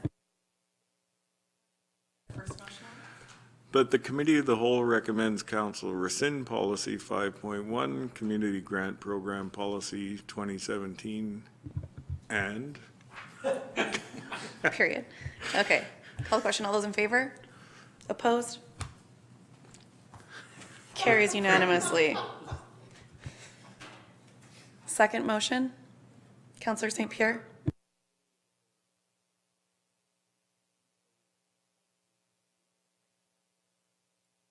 That the Committee of the Whole recommends Council adopt policy CO-003, community grant and sponsorship policy. Moved by Councillor St. Pierre. Call the question. All those in favor? Opposed? Carries unanimously. Any new business? Oh, Ms. Rear. So I just wanted to clarify then that the applications will be due by March 15th now. And then usually a couple of weeks after the application process, our applications are due, we'll bring forward a meeting. We will have to pass it at the next meeting, though. Yeah. Yeah. Okay. Yeah, and then after that, it'll go through the budget process. Thank you. CEO. Yes, and I think what we'll try and do, and I'll find the appropriate person to delegate this to, but to do a spreadsheet with the criteria that's in this new policy, so then we can at least score the criteria that's in the policy against the application. Fantastic. Thank you. Councillor St. Pierre, any question? I'm just curious, through your worship, to staff, will the new deadline be, how will the new deadline be communicated to the community?